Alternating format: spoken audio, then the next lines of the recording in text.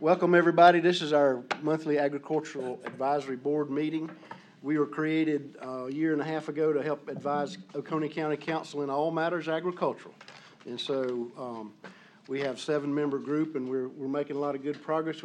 We are coming up with a lot of good ideas, and we just have to put them into action. That's the trick. But I'd let everybody introduce themselves real quick, and we'll start with Miss Alexander on the end down there. I'm Kim Alexander. We have a farm in the northern part of Oconee County, and I'm an at-large member. I'm Debbie Sewell. I'm a member from District 1. I've started a mushroom farm. It's my newest thing, and I've worked in agriculture for about 30 years.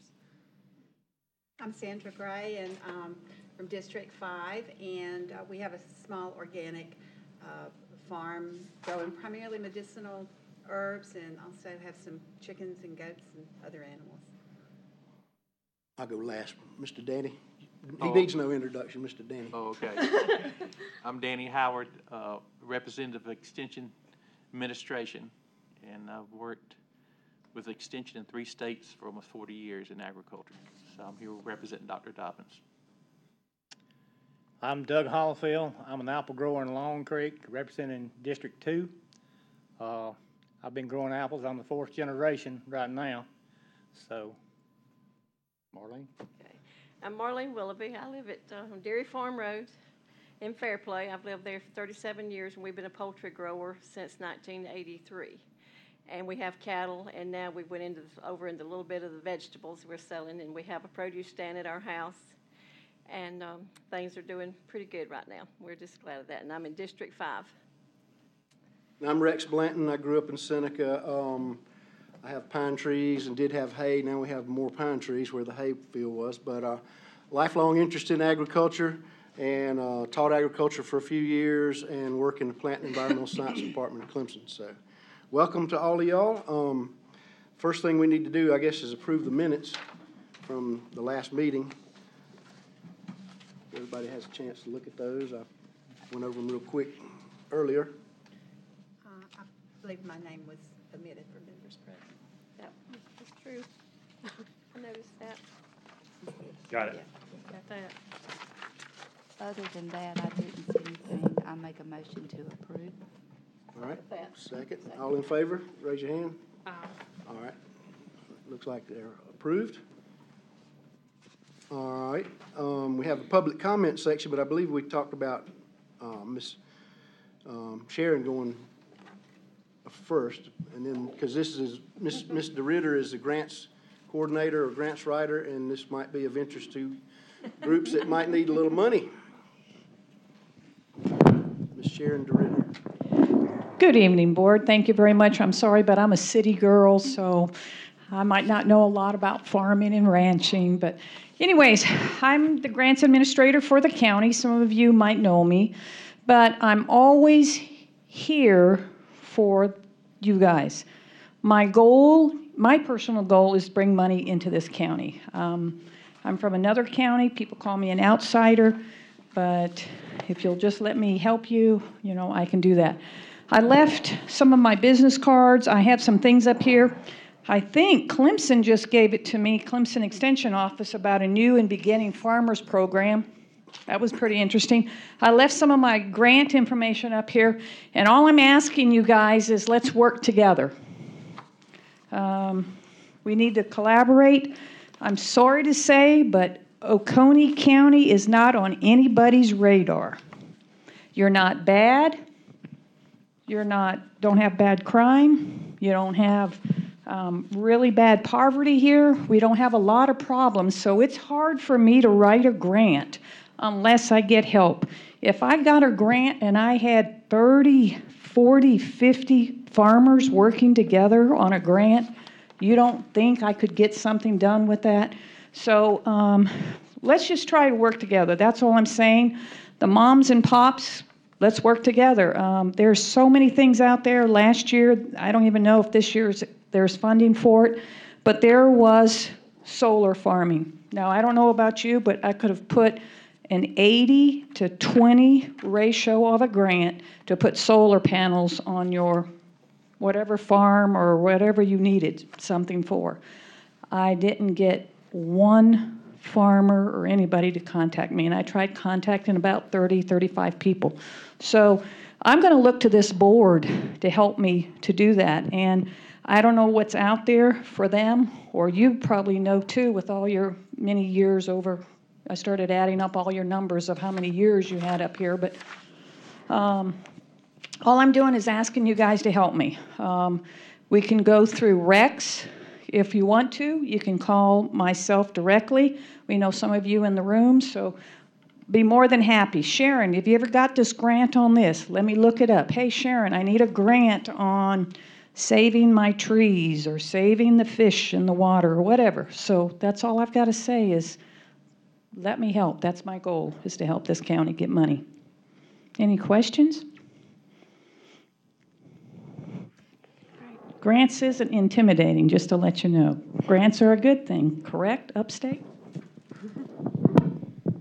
Grants typically for public use, or could you use them for private use? It depends. There could be grants that the county has to be the main person submitting the grant. Some grants, it has to be the producer or the farmer or whatever. County can't apply for it. I can pass the information on if you guys have concerns like, hey, do you think we could go after this? I have some things up here, USDA, quite a few grants, I don't know. National Agricultural Coalition. There's another one that's only $3,000 for a small little grant. Hey, little mini grant. I don't know if it could help you. Grants.gov is another website that I use a lot. So we could do a joint one if that's what the grant calls for. There's also foundation money. Duke Energy has some environmental certain times of the year. So we just have to be creative on some of these grant ideas. If the money's there, why not ask for it? If you don't ask, you won't get it. That's true. They say there's $6 billion that go unclaimed that nobody applies for. I mean, if we had applied for it, we might get it. I haven't found that in 20 years of writing grants, but they say there's money out there that we can apply for when nobody else in the United States applies for it. So, thank you. Thank you for bringing that valuable information. I hope people will take advantage of it. I skipped over the public comment section, Adam. That's separate from the farmer rancher listening, I suppose? Yeah, no one else signed up for the regular public comment, so no, we can just keep going ahead, sir. All right, so now the main thing we're here for is that Oconee County's historically not been reached out to and worked with in the farming community or with the attention of our higher ups, and so we're changing that with you all. We're trying to get everybody to work together, as mentioned earlier. So the purpose of the ranch and farmer listening session is to get everybody to speak, give your input, and let us take it to the county council and see what we can get them to do. The session is for input for the 2020 comprehensive plan, which the Planning Commission has asked us to be a part of and help write a section of. And we are the advisory board to county council. We're the first one in Oconee. We're one of the first in the state to have an advisory board such as this. And the purpose of that is just to give them advice on what agricultural matters we can, how we can improve. And I see one of our big purposes, like I think Sharon mentioned earlier, is to pull the groups together, because we have a lot of great groups and everybody kind of likes to do their own thing. So if we can pull together, we'll be a lot more powerful. So that's three of our goals. And so we're going to have a listening session, and to keep it within reason, we're going to probably put a time limit on you, like 3 minutes or something, and then allow a few minutes for response. Just depends on how many want to talk, but we want you to talk, and we want to be fair about it. So we're going to listen, and we're going to write down things that you tell us and see what we can do with them. So I noticed on the sign-in sheet, some people signed up and then crossed it out. I don't know if anyone that wants to talk certainly can, and we want you to do that. That's why we're here. That's why we invited you. So, and we have some some really great people here tonight, some people we invited and everything that represent a lot of different entities. So like Dr. Tim Drake is here with Clemson, and Josh McCall, Les McCall, curator of the museum formerly. We have a representative from Upstate Forever. Is that right? Yeah. And then all you guys, so everybody's important. Everybody gets a chance to talk. So on the list is Richard Belmore. If you still want to talk, please do. He crossed his name out, it confuses me.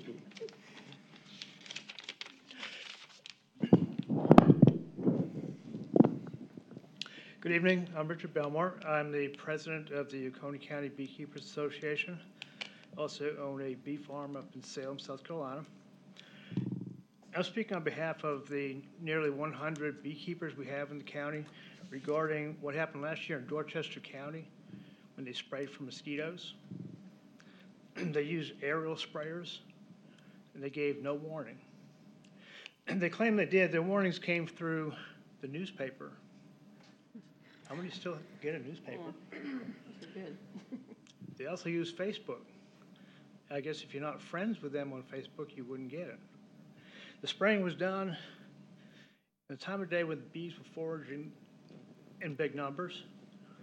The spray that they used can remain airborne for up to 3 days. The safety zone for the drift is up to a half mile. That same pesticide that was used has a 300-yard drift with a backpack. So our concern is, hopefully we'll never be as irresponsible as people in Dorchester County.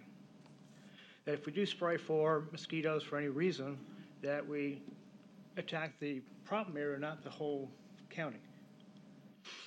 And unfortunately, the response we got from DHEC was also disappointing.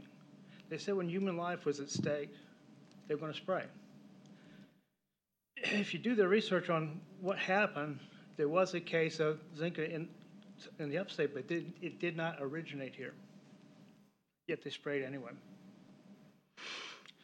So I'm asking that we bring this matter to the attention of the county, that we do spray, find a way of notifying the beekeepers so they can cover up their hives, because they do need to be covered for about 3 days if you're in that zone.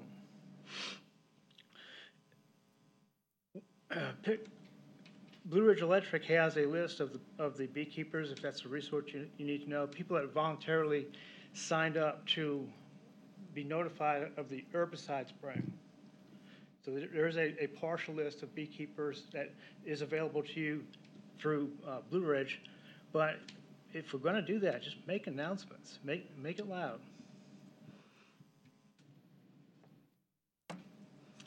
That's all I've got.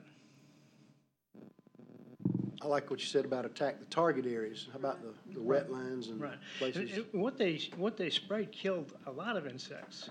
And then when it transforms, it kills animals. One thing, it brings me, and we've talked about this before, and it goes across the board, not only when if we had a pesticide spray, but communication is key. And it seems like in every aspect of what we do and what the county does, communication seems to be an issue. And that's what we want. That's what the beekeepers want. And it doesn't affect only you. It affects the organic farmer or the farmer that does integrated pest management, or, whoever. And to give an idea how bad it was, just in Dorchester County, one farm lost 2.5 million bees.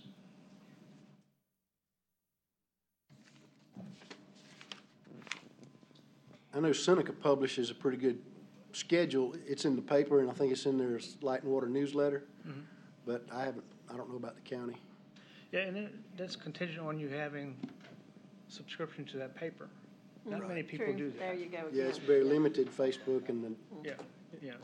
They chose a very poor way of communicating it to the people. Can I add a comment to that, too? I work with the Greenville County Beekeepers Association, and I met with their administrator in the county government, and I asked with the president of the association, Susan Jones, and I asked, how do they spray for mosquitoes in Greenville County? And what they told me was that when they get a call to spray, they pull the truck up in front of the house and turn the jets on.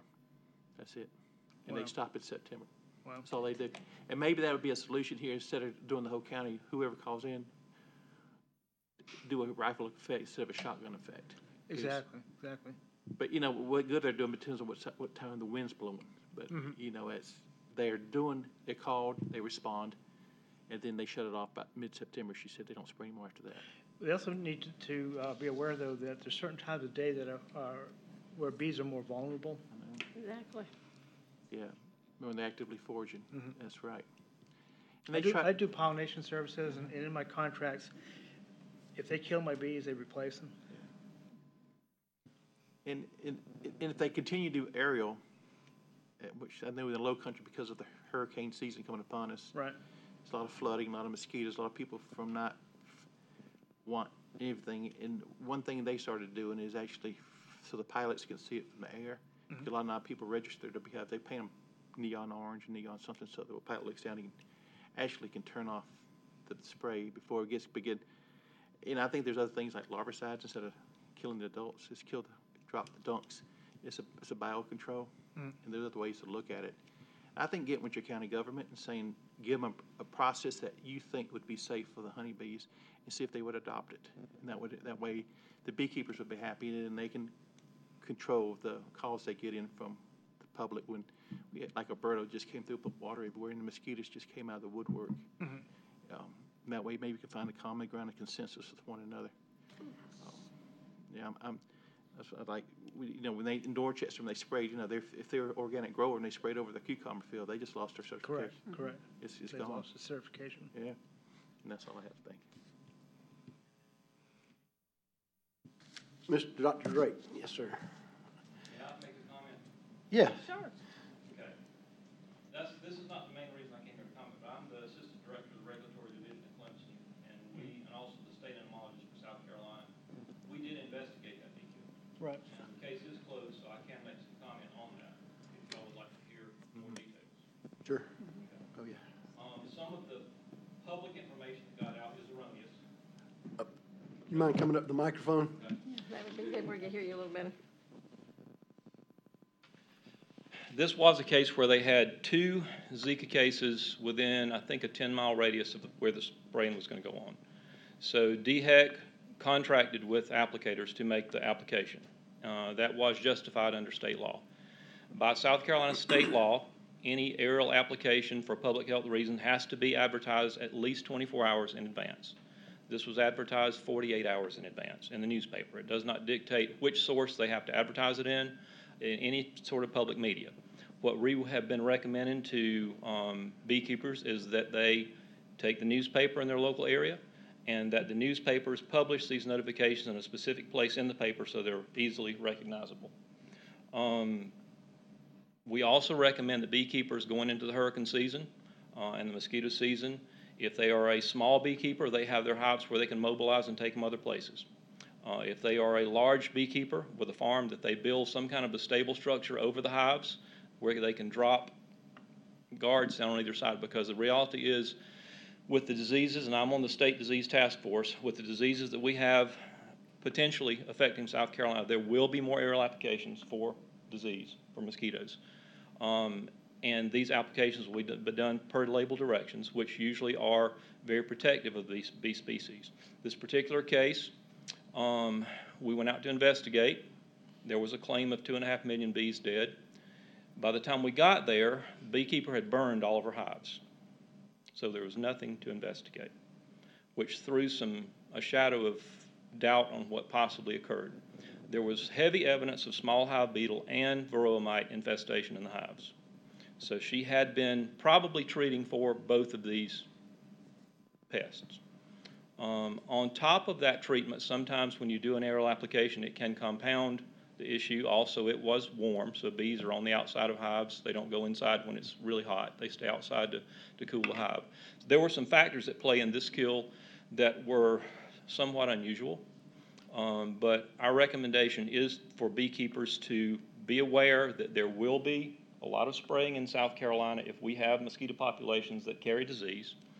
We also have a hive registry database in South Carolina. We don't have a mandatory hive registry in South Carolina, which is problematic because most of our beekeepers do not want to register their hive locations for some reason. There are some contract beekeepers that go and they pollinate large-scale farms and they do not pay taxes, so they don't want folks to know where the bees are. A lot of the hobbyist beekeepers are hesitant to register their hives because they don't want other beekeepers to know where their hives are. So we've got a lot of places in South Carolina where it would be impossible to do applications and notify every beekeeper in person. The applicator in this case did try to notify all the beekeepers. They failed to notify this one lady because they did not have her correct contact information. So we are encouraging all beekeepers to get out to their associations. Please register your hives because this database, the applicators who are going to be spraying can consult this database before they spray, and they have GPS locations of the hives and also contact information for the beekeepers. So if they have that, that's going to help them notify these beekeepers and prevent what happened in Dorchester from happening again. So we've put measures in place. We actually had them in place before this occurred, but even more measures since this occurred. We're in the process of putting together a state pollinator management plan that's going to involve beekeepers, all the governmental agencies, the aerial applicators, and everybody involved. Hope to have that pollinator plan in place by next year. It is not a requirement by the EPA, but highly recommended by the EPA. What the worst case scenario is that pesticide labels will be changed by the EPA, and I'm on I chair a national label review committee in Washington. I go back and forth about once a month. So what may eventually happen due to pressure from the beekeeper population, we may lose pesticides for use in agriculture. If pesticides keep killing bees, and it's not all a pesticide problem. You know, this is a multifaceted problem that the media has blamed solely on pesticides. Pesticides are a component of it, but you've got habitat loss, you've got poor hive management, you've got all these factors that come into play. And so pesticides are a component, but they're not the primary component of this bee decline in the U.S. We've actually seen a resurgence in bee populations over most of the U.S. this year for some reason. So just to let the farmers know, this is a very complex problem. You can look at it on the surface and say, oh, this is terrible, pesticides are killing bees, aerial applications are killing bees, and in some cases, yes, that can occur. But if we lobby too hard against pesticides, we will lose all pesticides that are used in agriculture for the use of farmers to grow conventional crops, and that would move most of our agriculture to South and Central America. I'm just saying this because most of your EPA staff coming on board now are millennials. They're very young. They have no experience in agriculture. Most of them are environmental attorneys, and they are anti-pesticide. So we, as a state agency, are trying to work hard in South Carolina and other states to prevent these things from happening again, because we don't want to lose our pesticides for use in agriculture. Because it seems to be an aerial problem, but it's been a bullet in the head of most pesticides since last year. So just to let y'all know. That's not what I came to comment on, but I felt compelled that I had to get up and offer more information. Well, thank you. Can I ask you one question, Yes. Dr. Drake? So the hive registry, just to make this clear, the municipalities, communities, counties, whatever, they also need to register as well, correct? If you have bees, you do. Now, and also if you're a licensed pesticide applicator in South Carolina, so in other words, if you're a municipality, your applicators are going to be non-commercial applicators. They're going to do mosquito control. They can go to, and they can call us at the Department of Pesticide Regulation, and we will give them the link to that, or they can go, it's dpr.clemson.edu, and you can get a link to this database to either register your hives or to check before you spray. Now, beekeepers cannot access the information for Right. other beekeepers. But if you're a licensed the county needs to know they applicator. can do that, though. They need to know Yeah. that they can look in there. We've been and see. advertising this for about 2 years now, Right. but for some reason the word hasn't got out. All of our licensed applicators know it, because every time we send out a renewal, if you are an agricultural, if you're a private applicator or commercial applicator, on your renewal, it will have both of those links to those websites where you can either register your hives or check the database to see if there are hives in your area. We haven't had much utilization of that to this point, so we're hoping that will expand and therefore protect more of these bee colonies, because it's very important to protect our bees. None of us want to kill bees, so that resource is there. Thank you very much. Pardon me, sir, what was the link to that website? What was the, Our departmental website is www.dpr.clemson.edu. thank you. There's a question, Rex, in the back. She has a comment? You might want to speak up here if you want to speak. I'm Carrie Roach with Clemson Extension. I just sent you the link to that app in your email. Thank you. Sounds like communication is very important. Sounds like there are a lot of Exactly. causes to the problem. I used to think I wanted to keep bees until I started going to some classes. It's hard. Sir? I said it's much larger, wider, and deeper than it seems on the surface. And so we can encourage communication and protection of hives. And the registry is a common problem we're seeing with other agricultural entities. They don't want to give you too much information. But anyway, thank you. We've taken notes, and we will see what we can do to help. Miss Bell, is it? Would you like to speak? I'm a little nervous because I'm a pig whisperer, not into public speaking. You're fine. My name is Christiana Calderon Bell, and my son and I operate Corvabella Farm in West Union. We raise rare breed heritage pigs called Kune pigs, and we have the largest registered herd of Kune pigs in South Carolina.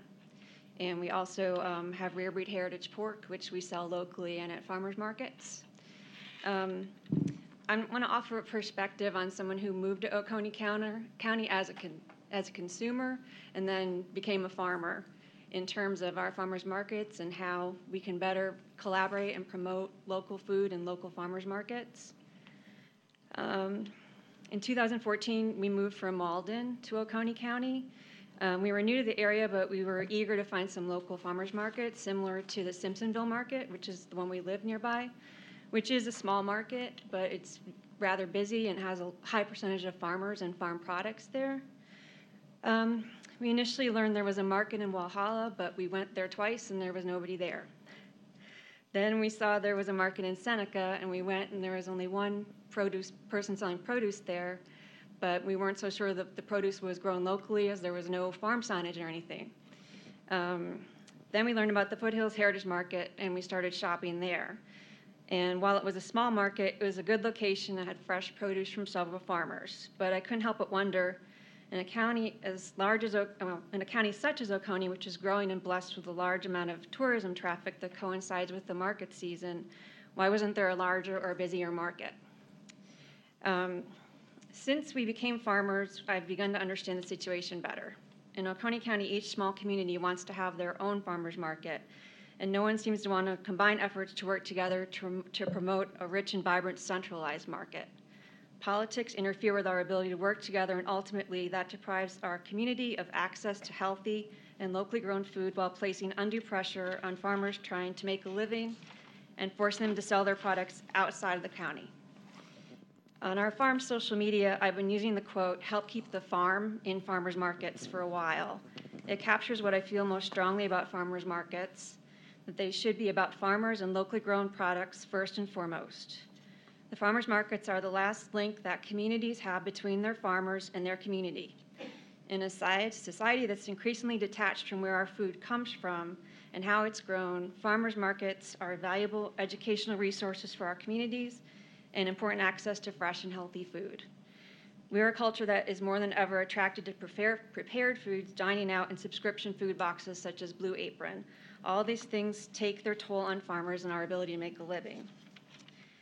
It becomes even more difficult when instead of being able to spend time working on our farms, we have to attend multiple small farmers markets in order to achieve the same financial impact as one larger and better promoted market.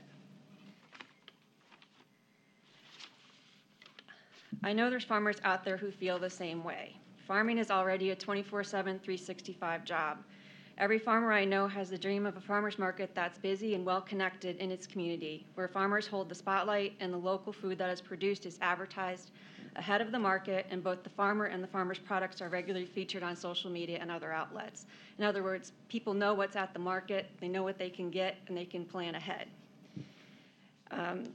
I feel that Oconee County has a rich agricultural legacy and is poised to collaborate countywide to promote Oconee-grown foods and products, but only if we all work together.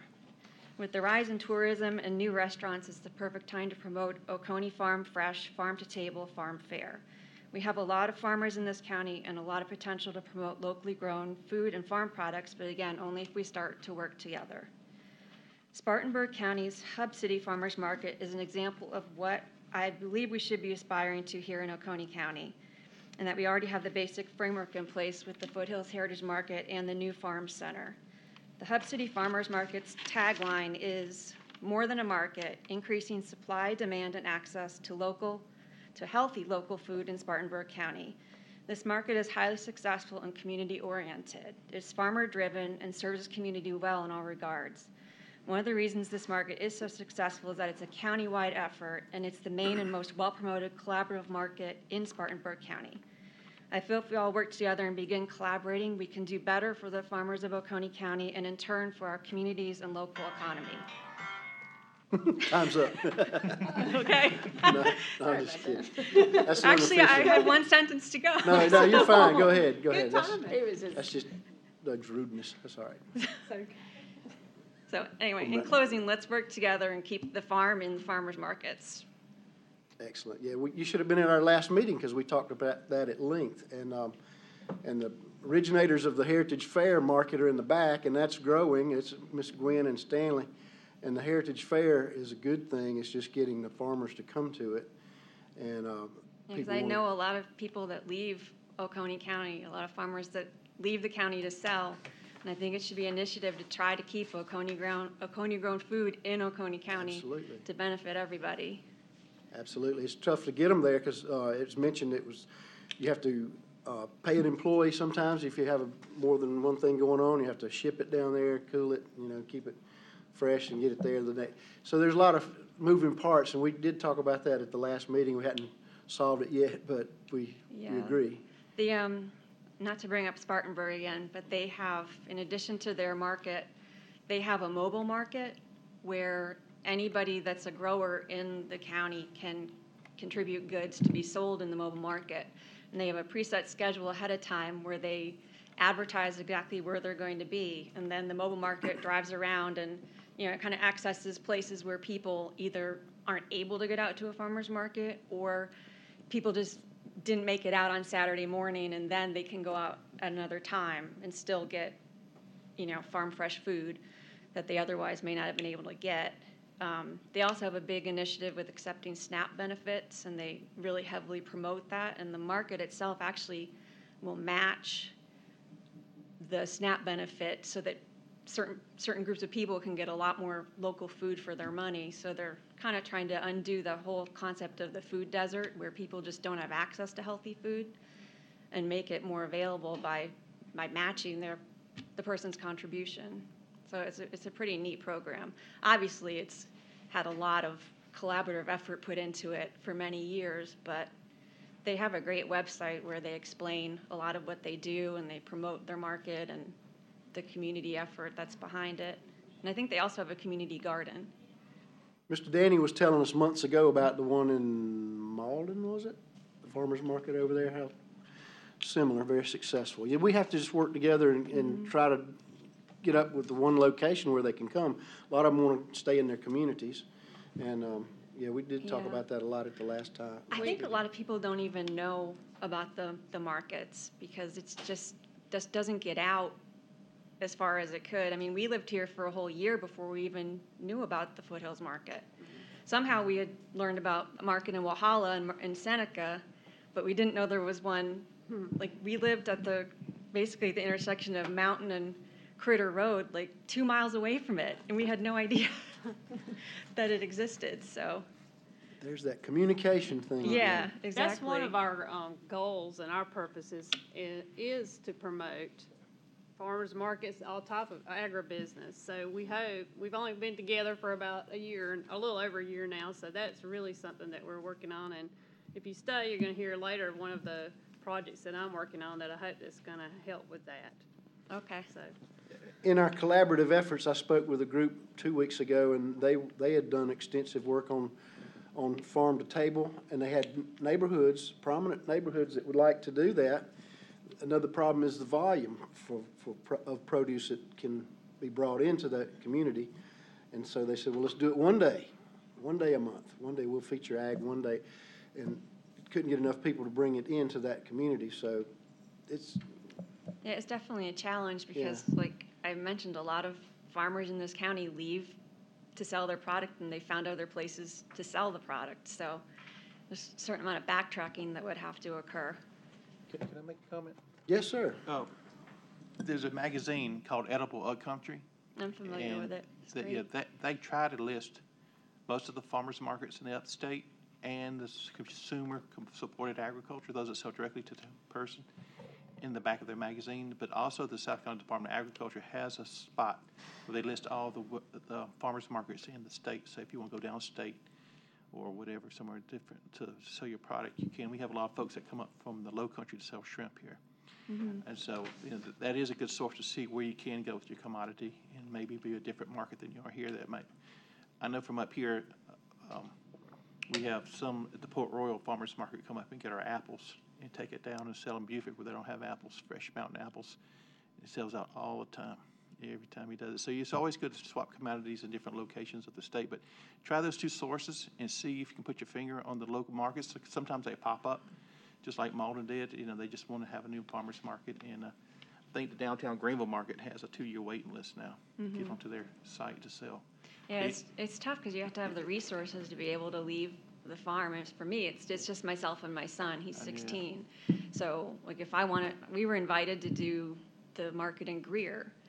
But for me to do it alone, it would have been, him doing everything alone back at the farm, me leaving really early in the morning, driving an hour and a half, doing, it's just difficult to do. And that's why it's important to me that we have a framework in place to have a wonderful local food economy here. And it seems like if we could all just work together, it could be conducive to that. And when you have labor as a tight spot with your farm, they have the roadside market program too, that you actually, if you have good road frontage, you have a lot of traffic goes in front of your location, that might be another option where you just sell directly off the farm. But you can't be back, off the main path. You have to be on we are. Well, that won't work. I mean, just saying, it has to be, We're on a dead-end road. Yeah, and everything, but that is another way to do it. They have the COBOT program now, Yeah. that you have post-harvest harvest of your vegetables at the Department of Agriculture. And there's a lot of cost share programs too out there for the Farm Bill. Take advantage of those with the NRCS, and see what they have to offer to help you in the holding of your commodities and getting it to the thing. How did you spell that breed of pig? It's Kune Kune. It's Kune, Kune. I was trying to look it up on my laptop here. Yeah, they're a smaller breed of pig, Uh-huh. but we specialize in a larger version of them for pork Okay. production. All right. We will see what we can do to pull people together. The Foothills Marketing Center is trying to do that, and we're big supporters for them. And so if we can get people to come into that, it's having pretty good success on Saturday mornings. So we'll try to promote the farmers markets. Rex, I think one thing, I want to make one comment on it, is it's not only the farmers coming to the market, it means the buyers. If the buyers are coming to the market to buy the produce, the farmers are going to come. And if the farmers come, the buyers are going. So you've got a fine line here that you've got to get both entities coming together. And I think a lot of that is going to be in advertising, pushing things. And now that the farm center we're there an established point, the market down there, it's going to get bigger. And it's going to take a little bit of time, to get there. I know three or four of us up here work the market down there when our stuff is ready to go in. When apples come in or peaches, I'm there, or I've got a representative there. And I'm like Rick says, I have to pay somebody sometimes to go because I can't be in 3 places at once. But, it's a good thing. But I think if we can get the communications, it's the biggest problem we've got in this county. And I don't care what you go into. Communications. If you don't know, if the right hand don't know what the left hand's doing, you ain't getting nothing accomplished. And I think with a little bit of time, I think the markets are going to get better. I know Kerry's working with Walhalla Market up here, and it's going to be a better market, I think, the way they've got going for it. It's going to be over at the Civic Center. Now, Kerry may want to say something on that. and we're starting to see that people are really wanting this stuff, and they're wanting, you know, fresh produce, anything they can get fresh or buy local. And I know that Virginia, years ago, started out, that was their main thing, was to buy local. And they started, and they put, I forgot how many millions of dollars, don't quote me on that, back into the state that year, that first year of to buy local. And, you know, now all the other states are starting to look at that too, and the counties and the municipalities, everybody is looking at that. That brings money in. So if we can get communications and get everybody coming to the same place, I think that's where we're gonna be. I think that's where we need to start.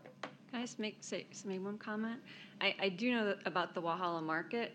I guess what I'm wondering is does it make sense to have a market at the same exact time as the Foothills Market that's 6 miles away? Well, I'll tell you this, just like you called with the mobile market, you was talking about over there, you've got a lot of people in the municipalities that they can walk to these places in the cities. And I think that's one reason that, you know, you got some of them that live in projects and rental houses that probably don't drive, but they can walk. And they'll come to these local markets. And I think that's what they're doing. The cities is looking, the municipalities is looking to promote something to help the people in the city and outside the city too, but, you know, it makes it convenient for them, and that's the reason you see the local markets, I think. Yeah. That's my opinion. But I guess if the farmers go and they invest the time and effort into being there, and they don't sell enough to cover their time, then they stop going, and then the whole idea goes backwards. So if that's the case, then it just takes an incredible amount of promotion to increase traffic. Well, and a lot of times too, you got the smaller markets and, you know, and you all have them on the same days. You can't be in two places at once. You know, that's another thing too, the days that they have them. You know, and I think they're trying to get coordinated on that a little bit more. I know the farm market, the heritage market's all on Saturday. And Saturday morning usually runs till 1 or 2 o'clock most of the time. Sometimes it goes a little longer. But, you know, by that, you're usually packing up. Everybody's packing up and going by lunch. They want to go get something to eat somewhere else most of the time. It's getting hot. You know, and the crowd goes down, you know. But, you know, I tell you another thing, too. We need to look at maybe some of the community senators or community centers that, you know, are the church buses that can pick people up and bring to the market. Then you're going to have, that's another way of getting more people to your markets. You know, because most of you big churches have got several buses, and I thought about that idea. But you got to get the farmers and you got to get the buyers together. And it doesn't, wherever they get together at, you know, it's okay. But, you know, there's always going to be one market that's going to be better than the other one. I know Westminster's got a market, Seneca's got a market, Walhalla's got a market, and in certain times of the year, Seneca market is pretty strong. Used to be. Yeah. Yeah. And it'd be great if they're not at the same time, like maybe a different day. I mean, you know, I think it's just like communication, getting together, coming up with some ideas. That's what we want to hear from y'all. Ideas of what we can do, what we need, who do we need to contact, and what we need to do to help promote that. That's what we're looking for. Hey, Gwen, I see your hand up back there. I would like to respond to Eric if I may. We're all official and everything. We have to speak into the can. But maybe next time we put round table chairs up out I do there. apologize.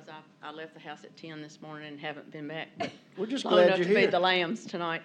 But in response to some of the comments made about the market, one of the things that we hope that you all will work with us was when we began the market, our dream was to have a cold storage facility as well as a commercial kitchen. The cold storage facility was, in our mind, was to allow the farmers to come in to a centralized location, and then what didn't sell that day. Our goal was actually, we approached all three of the cities and asked them, could we split up the schedules of the market? We would love to have farmers markets every day, but we also know that the farmers have to farm periodically, just every now and then. And so our goal was to have at least several a week, so that any visitor particularly, or any citizen of the county who wanted fresh products could go at any point, Monday, Wednesday, Thursday, Saturday, and get what they need to provide, to feed their family locally. One of the keys to that with farming is they need to know that if they pick it on Friday afternoon and they go to the Saturday morning market and it doesn't all sell, then if there's another market on Monday and they've got cold storage, then that product has a better chance of being able to make it to the next market. And then they could sell at that market, and then they could sell on Wednesday at the next market. The other part of our plan was a commercial kitchen, so that in the off-season, while the product was in and abundant, they could preserve it, can it under a single label for Oconee County, such as Oconee Grown, and then market it the rest of the year as a product at the markets, which were open all the time. This year, we are able to do a little bit of advertising. A lot of times when you talk about communication in the newspaper, you're talking about thousands of dollars of advertising. And farmers markets by nature do not make a bundle of money, I can tell you that. Because part of their goal is to put the money back in the farmers' pockets. Because if they're paying the farmers market, they're not taking it home. So thank goodness for a grant that Mr. Ritter helped us find this year. We are able not only to advertise, but we are also able to do the same thing that the Hub City Market did in doubling. We weren't able to double all of the SNAP benefits in this county, but not SNAP benefits, excuse me, senior voucher benefits, but we were able to double half of them.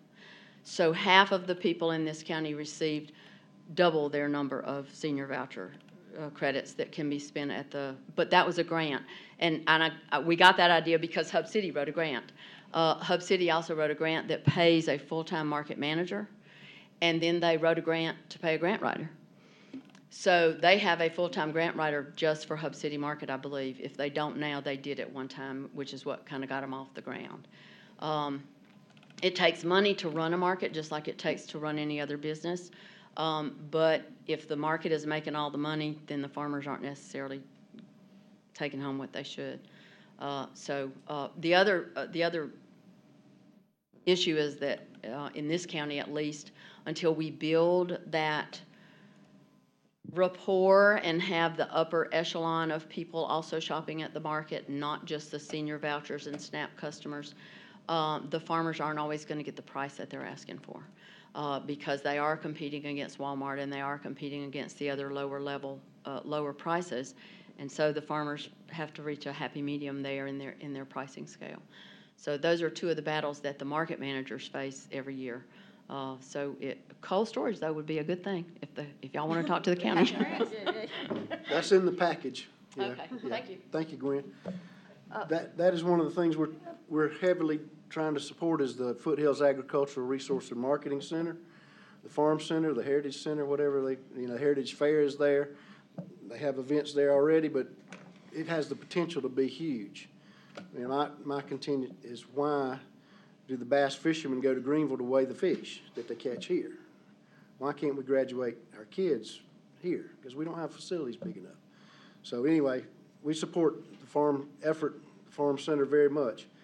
And so we're pulling groups together to try to get other people, like you said, higher up's attention to contribute. So, and that's where we want to pull in with other, companies, not just local government, but companies. Did you have much success splitting when you asked the municipalities to split the farmers market dates? Did they? They said they would. That was 5 years ago. They talked about it, but then when it really came down to it, again, it takes a lot of money. I mean, it takes money if you're going to pay a full-time market manager, and the cities don't have that. So most of the cities turn theirs over to someone either in the planning department or the chamber department, and those guys were kind of like, let me just get the farmers signed up and we'll have this thing. And so there was no checking of whether or not the product was actually locally grown. I was just curious about the dates, because that came up last meeting with two of them were conflicting or more. Yeah, So. well, they said they were going to, but then, like I said, they didn't. So it all, they stay the same. They've been advertised the same the whole 5 years that we've been doing this.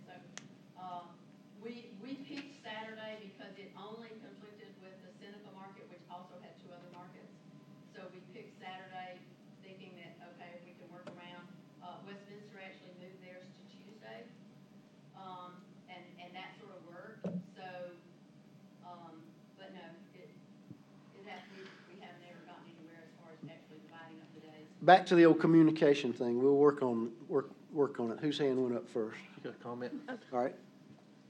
Go ahead. Carrie, is it? We haven't met, but I think I've seen your picture in the paper with articles. I'm Carrie Roach. I work with Clemson Extension. We have 4 markets in the county. I do commercial fruit and vegetable production, so my goal is to help support the grower. If they have a problem in their industry or a disease issue, an insect issue, they can call me out. I come look, tell them what's wrong, how to fix it. If I can't tell them, then we go to the next step up to a specialist at the university. So when I came on, this is just a little bit of history about markets. There is kind of this packet for farmers markets from Clemson Extension, and so I inherited this. And so it has this list of farmers markets that I get to send out every season.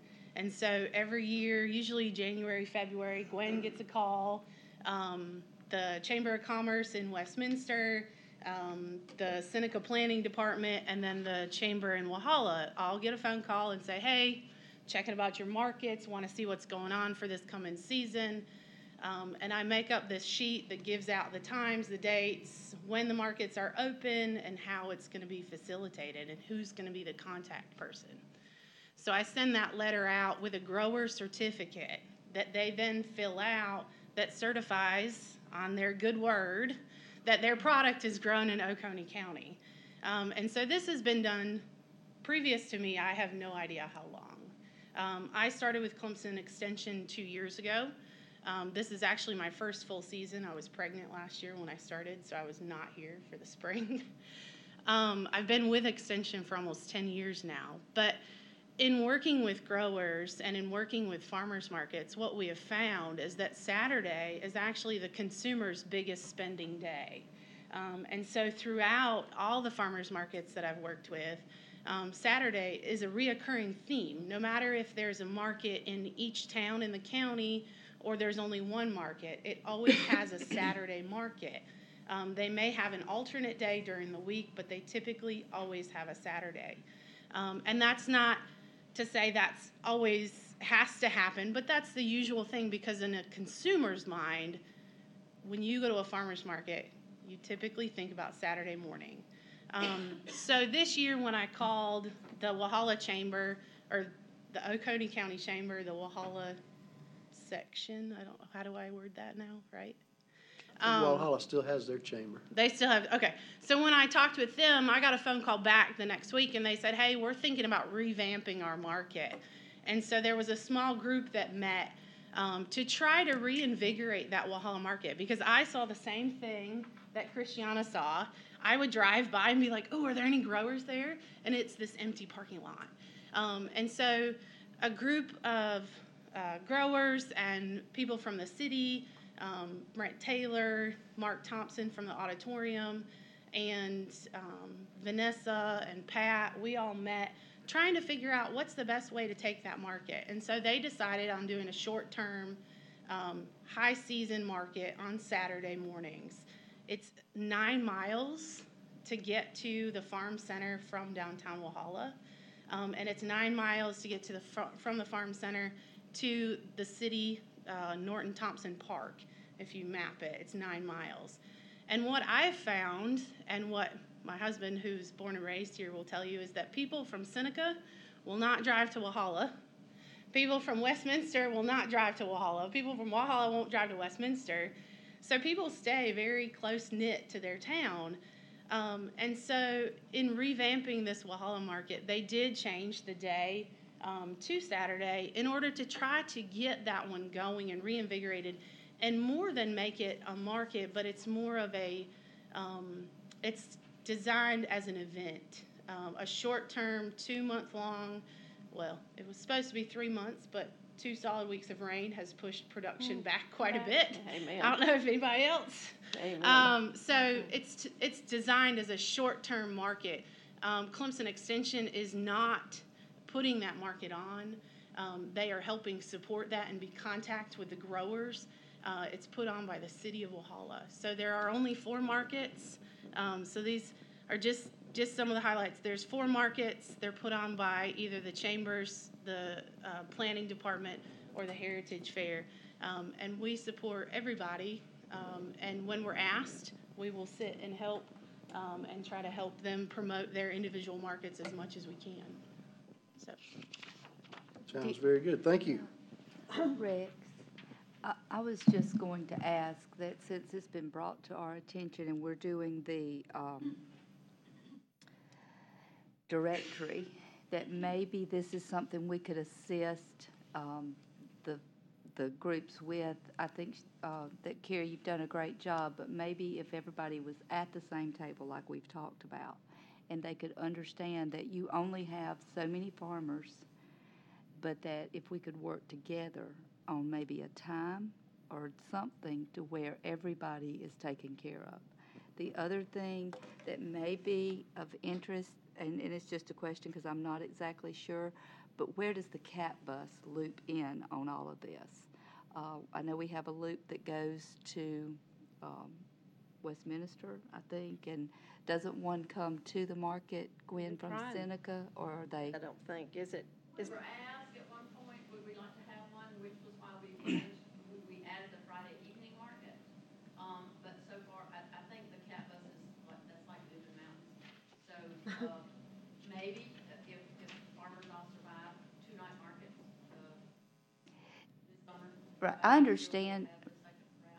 understand what Wahala's saying, and I commend them for trying to boost that, but I also hear what the farmers are saying, and if we're going to have one big market like a Hub City market, I think we need to find a way to, here again, beat a dead horse here, work together, communicate, give and take, change times, and make things work.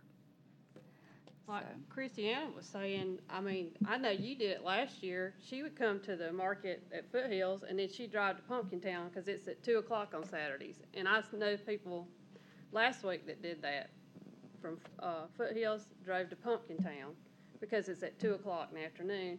Even the time difference would be better than having it at the exact same time. You know, people like me that love farmers markets would probably go, because I went to Pumpkin Town 2 weeks ago after I had worked at the Foothills Market all day. Danny? Yeah, and I'd like to add to your quandary. I developed and opened a market in Walterboro while I was down there as a county agent when I was there. And I had the same problem. I couldn't get producers to come to my market because Charleston stole all of them because that was a better market. And I wanted them to go to Charleston because I wanted to make the most profits they could. But I had a farmer's market manager, and I said, let's find out what the folks want, write it down on the list, and we'll have it for them next week. So when the only peach producer we had, he would take 30 bushels to Charleston. I said, well, leave me 5 here in Walterboro. And he wanted to help me, but he couldn't be in 2 places at one time. I would sell his peaches and give him the money back. I mean, that was what we did to help him. So what I see would happen if you have a special commodity and you can get in with the farmer's market managers saying, what do you want me to leave you? But I have to go to this other market that's most lucrative for me because that's where I can sell the most. And that way you can be in 2 or 3 places. You can do 2 or 3 markets that morning if they were willing to sell it for you. We had one producer that would sell for other producers. And then, because the worst thing, case scenario I would do is I would advertise and it wouldn't be there at the market and people would not come back again. So when I got there that morning, I knew what I had. I asked him to give me a love offer, and I took all that vegetables down to the local radio station, and he put an ad on the radio, and that brought in a lot of people. They'll be surprised what they're advertised for watermelon. So it would. They love food. But that was one of the things that we had to do to connect. Saturday morning is the day for farmers market. You can change it all you want to. You can change it. We had it to a point we had the people beating the farmers there because that's how much they wanted it. We had to get another road in so they could unpack and get their stuff out so they could get set up. They were selling before they could get it off the truck. So that's the things that I noticed working with the Williamston and was another one, changed their days from a Saturday to a Thursday. They went right back to Saturday again because that is the biggest day people like to go out and do that. So those are some ideas that you may want to try in developing your product and getting it out to multiple county farmers and you being at one, but having your product at several. Go ahead. All right, Dr. Drake. Just a comment. From a national perspective, I get to go all over the nation and see agricultural production in North, South, East, West, California, Oregon, Washington, New Jersey, Maine. And on all these places, I found that in areas where people do not, where the farmers, these are extremely talented people who have wonderful ideas on how to grow and promote their own products, where they have banded together to form consortia or cooperatives on their own that they fund together collectively. They are so much more successful than in areas where they rely on a governmental agency to operate a farmer's market or something. If you are financially invested in producing and marketing your produce and your product, you're going to be more apt to cooperate and get that out there in the market and so on. We're in an age now where locavores are everywhere. I mean, everybody wants to eat local. Everybody wants something that's locally grown. And I think if Oconee County had a farm cooperative or a consortium where the farmers got together, coordinated with one another through whatever means, gave certain amounts of financial support, did their own advertising, had location that was mutually agreed upon, and had marketing days where they could market to this locally consuming audience. I mean, there you could pattern after something that goes on in Maine, Massachusetts. I mean, look to the north for some of these innovative things that are going on, because they no longer rely on their governmental agencies, their municipal agencies to supply their market opportunities. You know, a lot of these are close to large cities, so that helps them. But I think if you looked into something like maybe helping to coordinate a farm consortium in Oconee County, or maybe a multi-county consortium of the farmers, and rely on their talents in advertising and promoting their own products, I think it would be quite successful. Thank you. Thanks, Sam. Good idea. All right, let's move on. Mr. McCall, you want to say a few words? This is Josh McCall. He's an agriculture teacher at Walhalla. We invited, well, in the beginning, our ideas were to invite and coordinate with other groups, and the school board being one that we invited. And so Mr. McCall is here, and we're glad to have him. Thank you, Rex. Good evening. Once again, I am Josh McCall. I'm the ag teacher at Walhalla High School. I want you to think back 30 years. That's not hard for most everybody in this room to think back 30 years. Number of ag teachers in Oconee County 30 years ago. Stanley, you wasn't here yet. You were in Cherokee. How many? Two. 30 years ago, we had 2. How many do we have today? We now have 7. So we are growing. We have just added a second ag teacher at Walhalla. We have 3 12-month teachers in Oconee County, and I'll get to that in a minute because that's a sore subject for me. We have over 3,000 high school students in Oconee County. We have over 300 FFA members in Oconee County. So we're right at around 10% of that. We have over 600 agriculture students in Oconee County, and that's with Seneca High School, Seneca Middle School, West Oak Middle, West Oak High, Walhalla Middle, Walhalla High. We have ag teachers at all those schools. We do great things. How many of you were in the FFA or took an ag class years ago? We all were. So, I mean, you know the benefits. Mr. Blanton, you were a teacher. You know the benefits. You know the work that goes into it. I just want to take a moment to tell you that we're talking about the future here. We're talking about the new farmers market. We've been talking about that for a while now, Gwen. When's it going to get here? You know, we're talking future. It seems like it gets pushed on, you know, the planning stages, everything else, but our kids are what's going to be our future. And so we have to teach those kids. 3 years ago, the school district of Oconee County approached the 3 12-month ag teachers at the school and told them that they were cutting our days and cutting our pay. And so they have continued to do that, and we are no longer 240-day employees. We will now be 220-day employees. And so you won't see a drop of decrease in our efforts to help out our kids, because that's what we do. We help our kids. We go to FFA camps, we go to conventions, we teach our kids, you know, all summer long. And so we're committed to our kids. Is the school district, is Oconee County committed to our kids? I think we might can mention that to them. I took a job with Wells Fargo Armored Car Services, and when I walked in the door first day, I got hit with a grievance. Welcome to Wells Fargo, one of my unhappy employees. When I went to Saluda to teach, Josh, first thing had to do was fight for the 12-month position. They were trying to cut it back, and luckily we had a support committee that backed us up, and we were able to keep a 12-month program, but I didn't know that. I didn't know there were only 3 12-month teachers. There are, West Oak has one, Seneca and myself at Walhalla, we're the 3. The extra days that we get paid, regular teacher is $190, and so the extra 50 days we get paid, it's funded partially through Clemson University. I think this is based on some sort of percentage. I'm not real sure what it is, but it used to be 50-50 with the tax rates in Oconee County. I think school district pays now 52% of that extra days. Clemson University pays 48%. So, you know, the money's there. It's there. Clemson's just waiting to give it to us. Talking about grants a while ago. If that money's there, we've got it. So. And they need those days because they have to take them to summer camp, they have to take them to state convention, and then they have to do other things in the summer, so they need. Well, you 12 got months. SAEs. I mean, we're talking farmers markets. You know, we have a supervised agriculture experience. These kids have these programs, and, you know, it's just like the big barn at West Oak. It's got animals in it. Who's taking care of those animals during the summer? Well, students. Well, who's watching those students? Well, the ag teacher would, if she was getting paid for it, you know, if she was able to do her job, so. I appreciate you letting us know that. I did not know.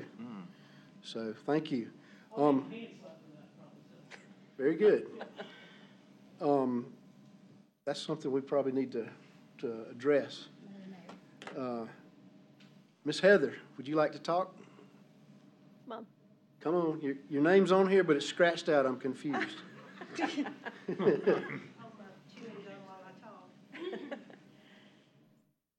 I'd just like to say this is a great idea to have everybody come together and tell you what's going on out there in agriculture. I think it's important that we all do work together. So I'm here tonight from USDA NRCS, and I've worked with a lot of farmers that are here.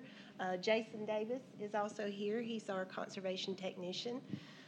This past year, we put about $2 million in obligated contracts for the farmers. This covers everything from beef cattle operations to poultry operations, upgrading equipment in those on farm to make their energy more efficient.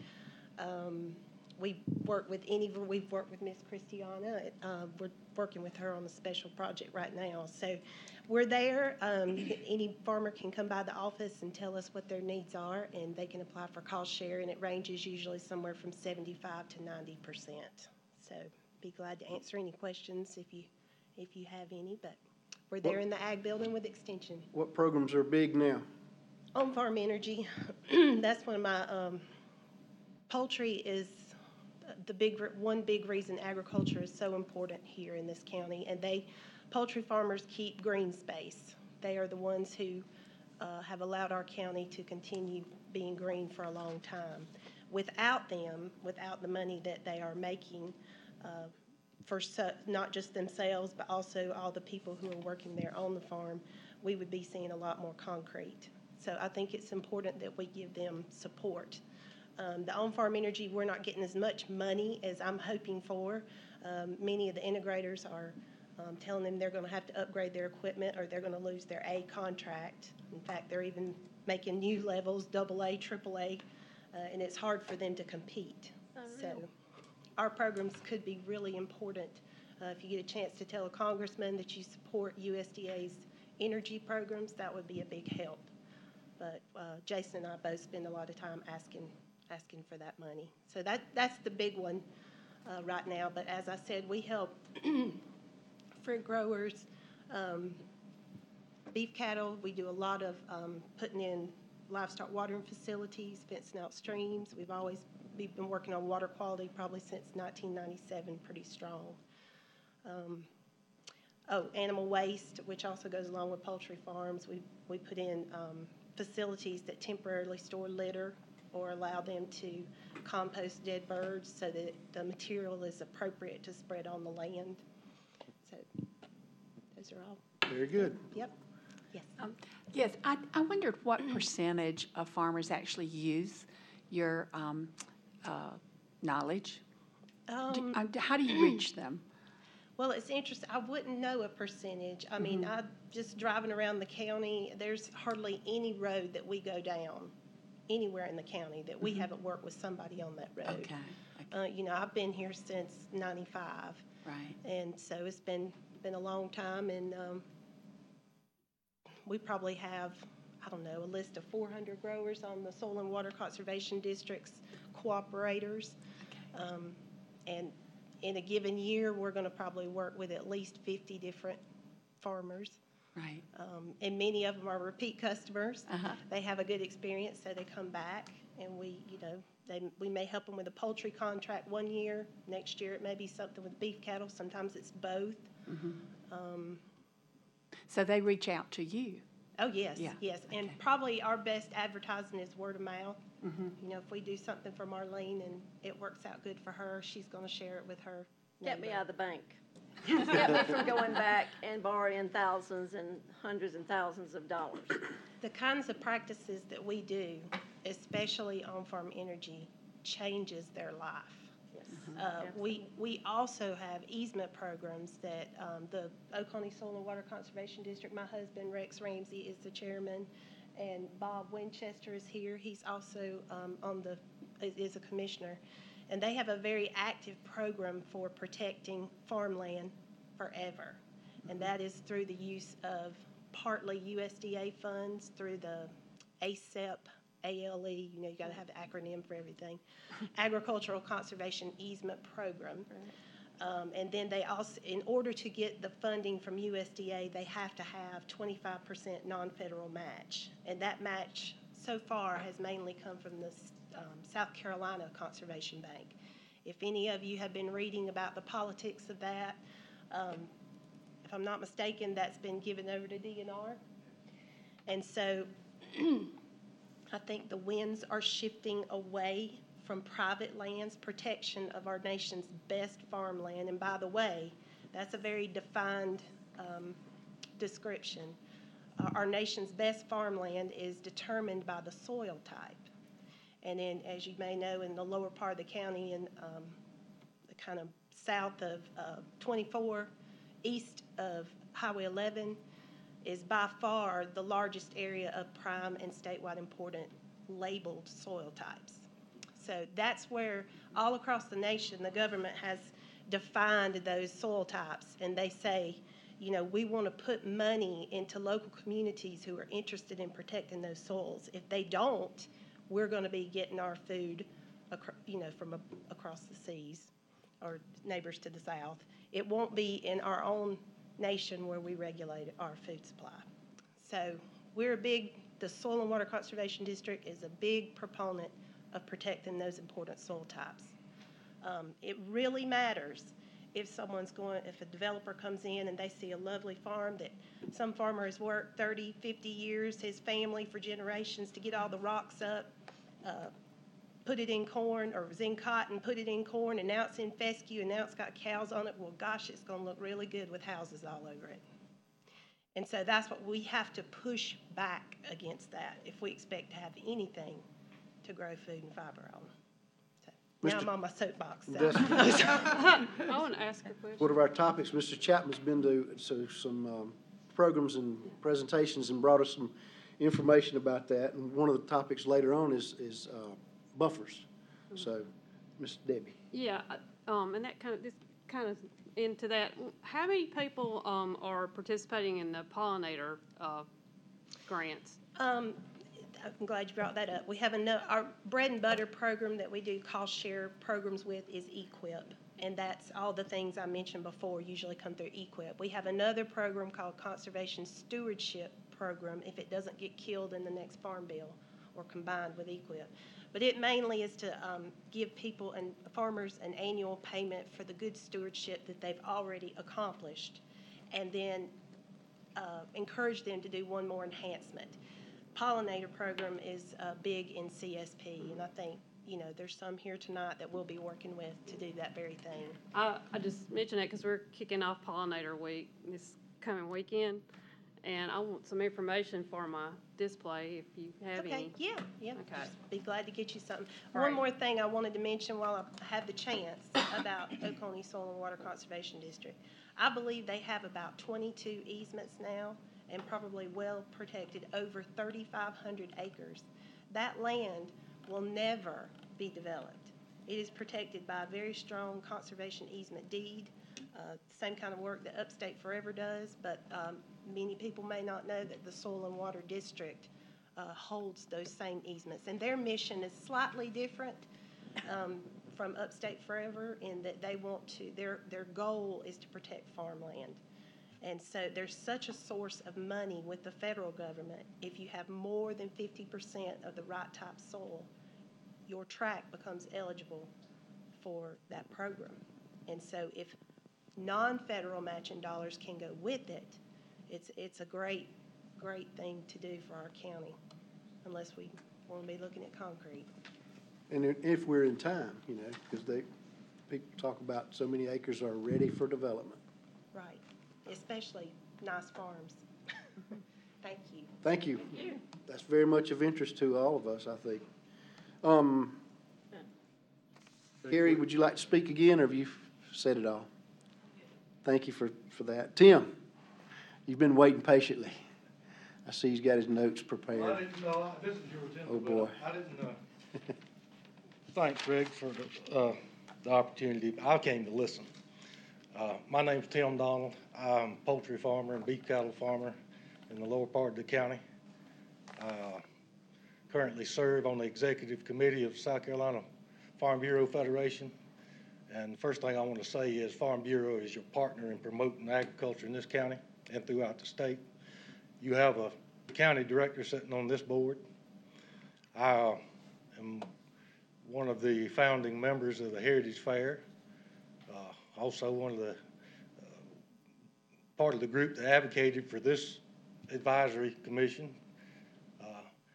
And I can tell you that Oconee County is the envy of the state when it comes to what we've done with the Heritage Fair and this advisory council, or advisory commission to council. I get questioned all the time, how do they get this off the floor? How do we get this started? How can we get an advisory committee formed in our county? So we are ahead of the game just a little bit. Seems like we've stalled out, and I'm like you. I've been trying to promote agriculture in this county for 10 years now, and I don't have the answers, but I'm glad to see that you guys have invited all sectors of agriculture to come together and get ideas. I have participated in the on-farm energy program that Heather and Josh head up, and they do a great job for us. They have saved us thousands of dollars on the farm projects that we would have to do anyway. And especially in the poultry business, you stay up to date or you get out of the business. Exactly. And so that's thousands of dollars that has come in handy that, like I said, we'd probably have to spend anyway. Couple of things I'd like to see. We mentioned our FFA programs. You know, the Heritage Fair wasn't created to bring a carnival to the county. It was created to promote agriculture, celebrate the heritage of Oconee County, and to provide a venue for our FFA and our 4-H. And it's done a good job. We could do better. I thought a couple of years ago, we were a little ahead of where we are now. We've fallen off a little bit, and I think that's partly due to some of the issues with the FFA, the school board not fully funding the FFA teachers. It's all about leadership. In anything you do, it's about leadership. And our future is the students, so we need to stay active in promoting them, providing them the tools they need to be successful. We're fortunate in Oconee County to have a great group of young people who are interested in agriculture. Every county can't say that. We've got them here. Now we just need to nurture them and provide for them so that they can be successful. I'd like to see the Farm Center funded. I know that's a sticky subject with some. We're called special interest. I don't fully understand that, when everybody has to eat. But that's what we're labeled as special interests. I got to hear a lot of that as I worked on the poultry bill, H3929, affectionately known as the poultry bill, just got passed this year in the South Carolina legislature. We never got any traction with that bill until we showed our worth. And I think that's what we're going to have to do with the Farm Center. We're going to have to show the potential worth of the Farm Center. Like you, Mr. Chairman, going outside of the county to graduate our students or to host the bass tournament weigh-in, all that kind of stuff could be done right here at our Farm Center. And there's multiple uses. If we just put our heads together and just list all those things and keep hammering that home, all these things that they could be used for, all the events that goes on in the county, and we are divided. Municipalities, and I understand they want to have their own little thing in their own little town, promote their town, that's great.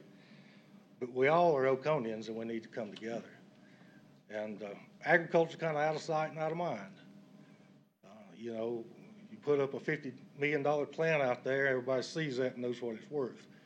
But collectively, when we put Oconee agriculture together, I don't know exactly what it's worth. I don't know how long it's been, Heather, since anybody's done that kind of study to see what it's worth.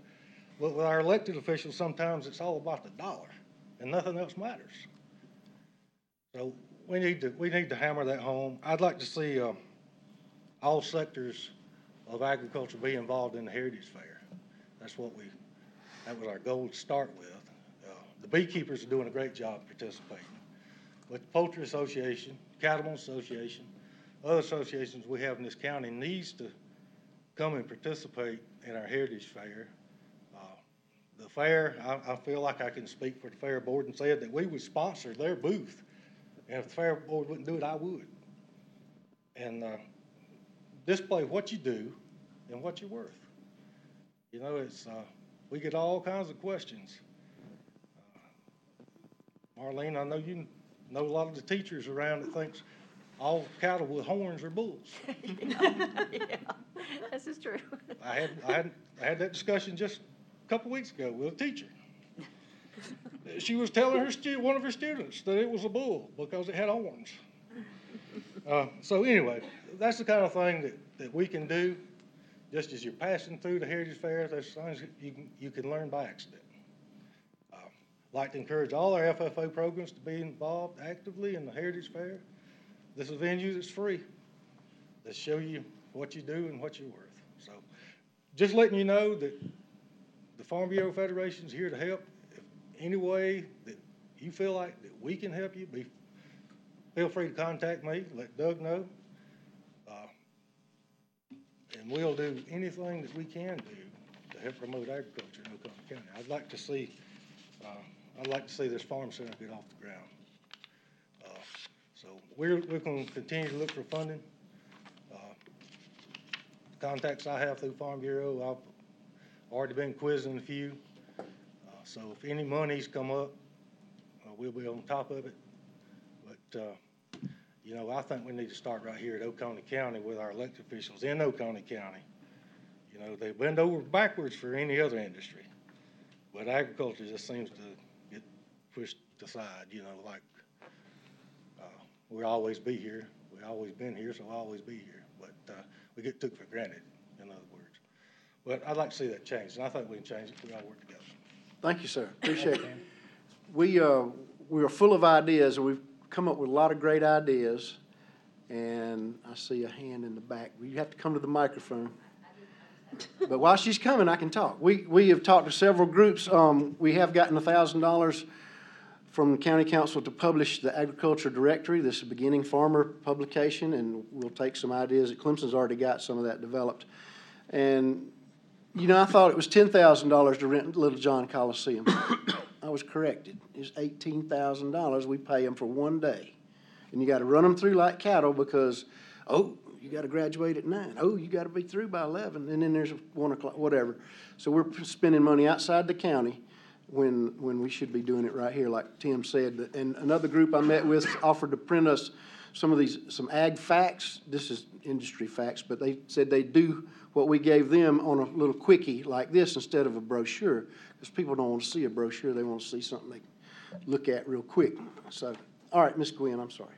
Just quick, this is it from a member of the Planning Commission. A while ago, you said something about being a little worried that you were too late to save some of that farmland. You're not. You're in a premier position right now to put a chunk into the comprehensive plan, which should be the guiding document of our county. And I believe it's supposed to be finished by December. Is that correct, Mr. Chapman? With the help of the... Of the following year. Okay. So you have roughly 18 months. But you need you need to stay on them and continuously remind them, because, the developers look at that, at agricultural land as cheap. So, and that's not what it is to a farmer. So you work on that ag part of the comprehensive plan and make sure that it's got some teeth that will help preserve the land that's left for the kids that are interested in agriculture to be able to make a living on it, please. Oh, you bet. Thank you. Thank you. When I was in McDonald's several years ago, I saw a young group of people with FFA jackets on. I saw the back said Seneca, and I said, all right. We had a big FFA chapter in Seneca years ago, but it died because of lack of teacher or whatever, support, whatever. So, but yeah, that was good to see them back. We're working on a lot of great ideas. We've got some matching funds from another group that'll help pay for this and the Ag Directory. Debbie's come up with an idea of this market to table contest that we're going to feature later on. That's more advertisement, and then it's got rules, and who knows, a recipe book may come out of that. I don't know, but we sit here once a month and come up with a lot of great ideas, and so we got to put them into action. One thing that a group said they would do is print. When we were at the county council meeting a while back, they said tourism, and I said agritourism. We need agritourism. So I'm talking to a group, and they said, well, we'll print a document. We'll show people where to go if they want to pet a cow. Where can we go to pet a cow? If you come up with 15 or 20 people, we'll print a directory and then give it out. There's a little passport thing there's one that goes around the state. Marlene brought to us last week. It's a little passport to arts and history in this case. Do one for agriculture.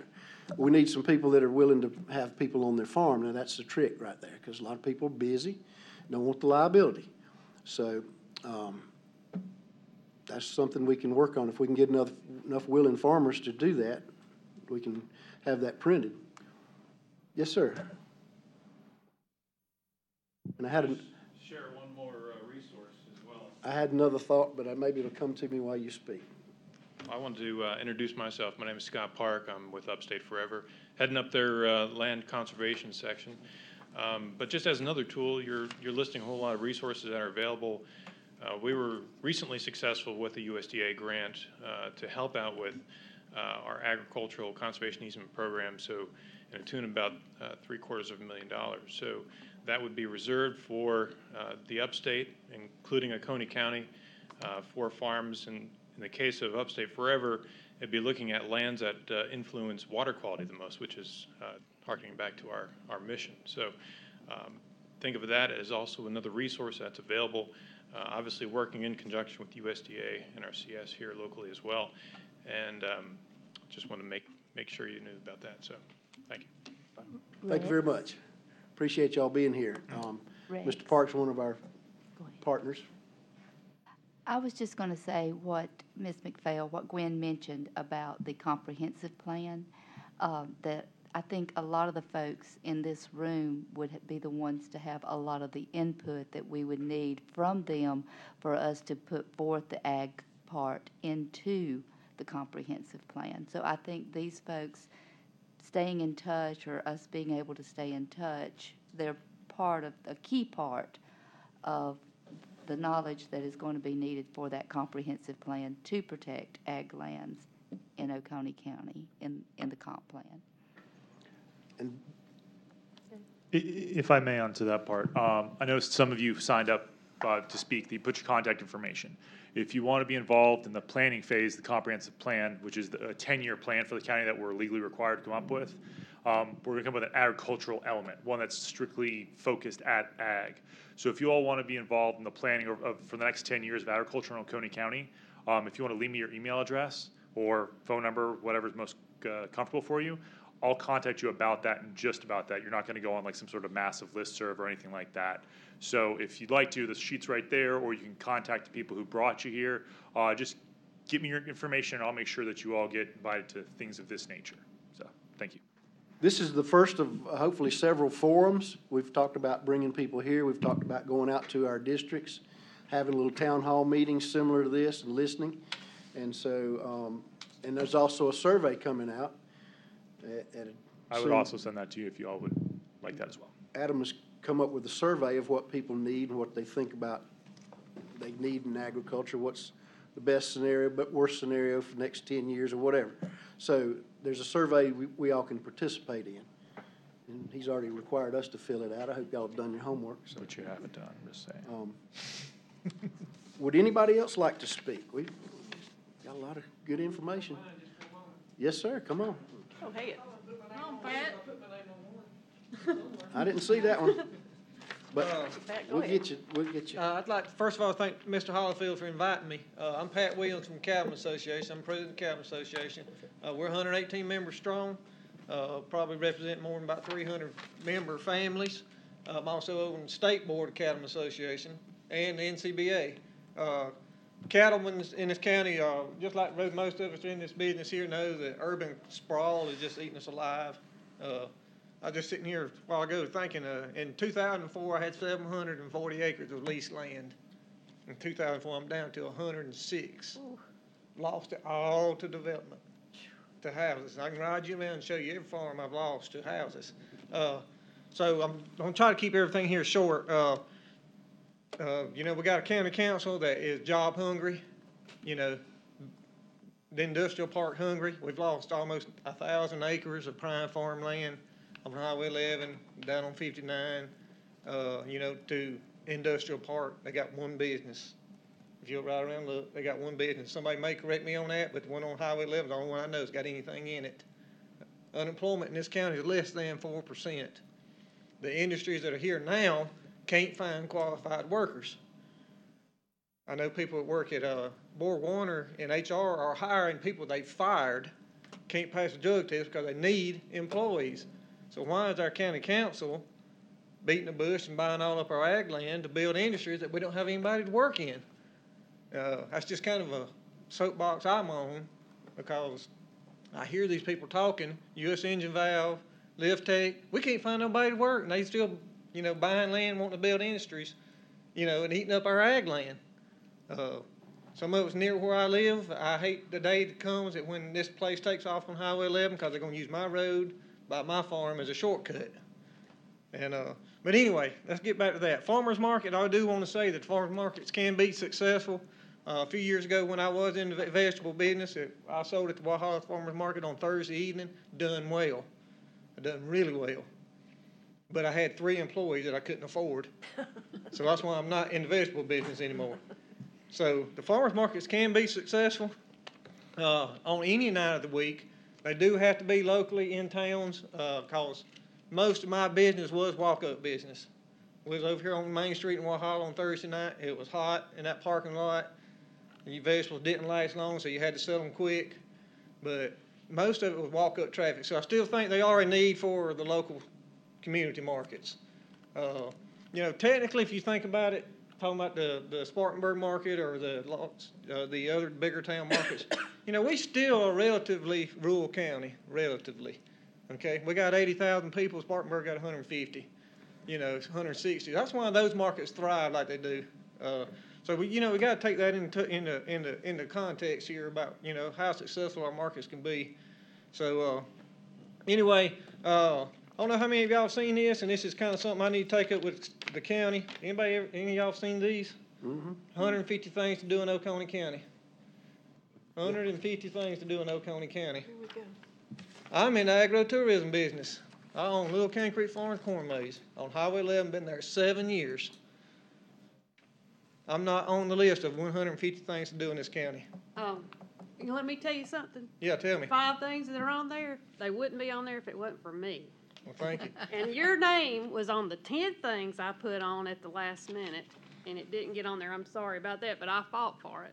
Well, thank you. I don't know who you got to call or how much money you got to spend. I do an agro entertainment business. I had 7,000 visitors last year. 60% of them come from outside of this county. So I'm bringing money in this county, but yet my own county don't support me. Okay? Rex, you mentioned something about, people coming, agritourism and stuff. They can come to my farm anytime. I got insurance cost me $6,000 a year that people can step on my farm. So the opportunities are there. I spend my own money. I spent $15,000 a year in advertising. So, I mean, the word's out there. It's just that can you get people to come? But just like Kerry said, Walhalla people won't come to Westminster. Westminster people won't go to Walhalla. And Seneca people ain't going to go to neither one. They're going to go to Clemson or they're going to go to Anderson. And we got to reverse that. So, anyway, I'm not going to keep up. Urban sprawl, didn't mention that. I do want to correct him on one thing. The Cattlemen Association been at the Heritage Fair every year. We've been there on Thursday night every year with the Clemson Extension. So we do participate in that, and not to make a big deal out of that, but the Cattlemen Association, we are very active, but people have to come to us. People ask us, why do we give this to this person or that person? Because they asked for it. We do have a little money, and we were willing to help kids at cattle shows or farm shows, but they got to ask us. And that's what a lot of kids don't want to do. They want to, do this number all day, or they want their mom and daddy to do it for them. So, State Cattlemen Association, the same way. We got money. We give out scholarships. This year we give out 4 $2,000 scholarships. We had 8 applicants. So your chances were good you're going to get one. There you go. So, anyway, thank you for inviting me, Doug. I appreciate that. I've learned a lot here, but the farmers markets can be successful in each town. That's my opinion. But most of us do a whole lot, way more than most other people do, and growing vegetables is really, really tough. And it takes a lot of people to do it. I tried, and I give up, but I missed it. But it's really hard to, and I'd like to thank all the extension people and the soil and water people and everybody that does all their things. They do, the soil and water people do the no-till drill. The Cattlemen Association is in charge of it. We've went over about 1,200 acres on it here in 2 years. So, a lot of those things get used. I hope I've given y'all some good information. Thank you. Thank you. We, like I mentioned, we have the agritourism opportunity if people will sign up and are willing to host people on their farm. So if y'all will please sign up, give us your email address and stay in touch, and we will see what we can do. Well, the farm liability is a huge issue. There's a lot of people just worried about even somebody, their neighbor, coming on their own farm. And that's hurt us a lot because we've shunned a lot of people, I think, that want to come to us. And I understand that, a lot of people won't let nobody fish in their ponds anymore. Or, I talked to a guy the other day, said, well, I need help hauling hay, but I'm afraid to hire a kid to come out here because he might get hurt and his mom and dad's going to sue me. Yep. So, all those things are legit reasons, but, there's opportunities. We just got to have communication. Well, let's do stay communicating and be in touch. And y'all do think about agritourism. We can get a group to print us a poster or maybe some of these little pamphlets, and if y'all have hours you're available. There's some things in here that they look like businesses to me. Like you said, how did you get left out? Well, how did these people get in? This is a different area of the state, but they look like more businesses than cultural. But Mr. Les, you wanted to speak? This is Mr. Les McCall, former curator of the Bart Garrison South Carolina State Agricultural Museum. Right here. Yes, sir. Thank you for inviting me along. I want to say really quickly to offer a little bit of what myself and my office can do for y'all and anyone here who's interested, since we're talking agritourism. I'm currently the executive director of Lake Hartwell Country. It's the state office for tourism that covers Anderson, Oconee, and Pickens. As such, we also own and operate the Bart Garrison Agricultural Museum of South Carolina. So we run the State Ag Museum and we run the State Century Farm program. So we're heavily invested in tourism and agriculture, and agritourism is the perfect marriage of the two. Oconee County is blossoming with agritourism. It's really becoming known across the state, from Chattooga Belle on down to anything else. They're out there. And so what we've done as an office since I've taken over is we're focusing heavily on agritourism. And so please come see us for anything and everything agritourism. I've got a staff member who now, going forward, is going to focus solely on agritourism in these 3 counties.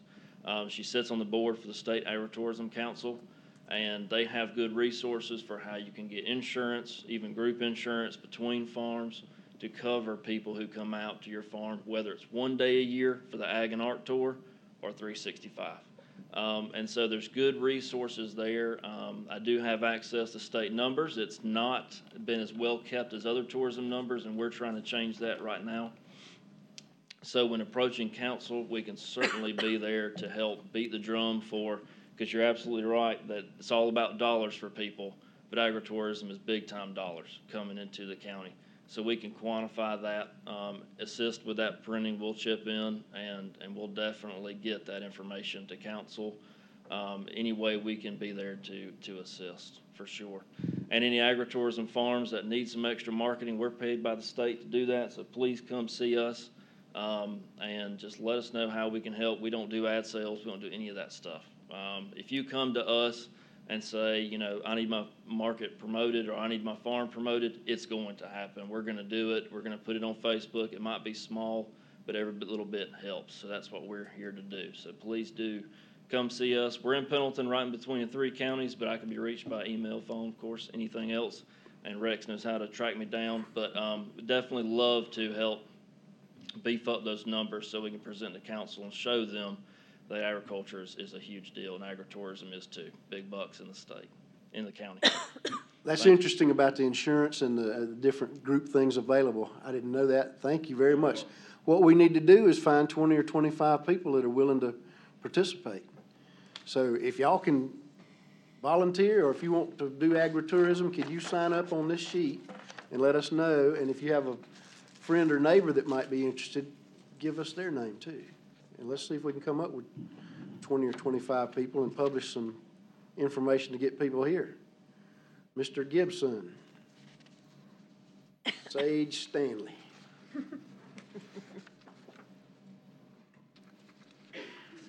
How's everybody? I'm Stanley Gibson. I'm the chairman of the Farm Center Board. I had not really planned on speaking tonight. I'm kind of like Tim. I came to listen and not so much speak, but some of the things that we've heard has kind of got me thinking about ways that we can improve what we have in Oconee County. And that's what we're all about. How many people here know where the Farm Center is? Have been there? All right, you bet. That's fantastic. There's so many people in Oconee County that have no clue what it is, what we do there, what we're planning to do there, that sort of thing. And one thing that you mentioned about the fair, we appreciate y'all coming to the fair, and we appreciate everything you do as a Cattlemen's Association. But if you're waiting to be asked, to me, that's the wrong way. I agree with you 100%. You know, we would love for y'all to come to us and say, how can we be involved with the Farm Center? How can we be involved with the Heritage Fair? Because I guarantee you, we will hook you up. And that goes for anybody here. You know, when we first started the fair board, we had 3 ag teachers on the fair board. 0 right now. You got cut in funding, we can help. You know, get involved with us, because that's what we're going to do. We're going to educate Oconee County about the importance of agriculture. We're going to entertain them, because that's what you have to do nowadays. You know, you got to give them a piece of candy to get them there. And then once they get there, there's a reason we call it the Farm Center. You know, we could have called it something else, but if they come to a concert there at the amphitheater, they're coming to the Farm Center. And so that's resonating with them, farm. All right? That wasn't just a trick there. So what we're planning to do, I don't know how many people are familiar with what our plans are there, but our end goal is to have a full-size covered arena, a large livestock barn with a sales ring and show ring involved in it, Also, a large market building that would be the largest indoor meeting space in the county. You know, y'all mentioned the graduations, that sort of stuff.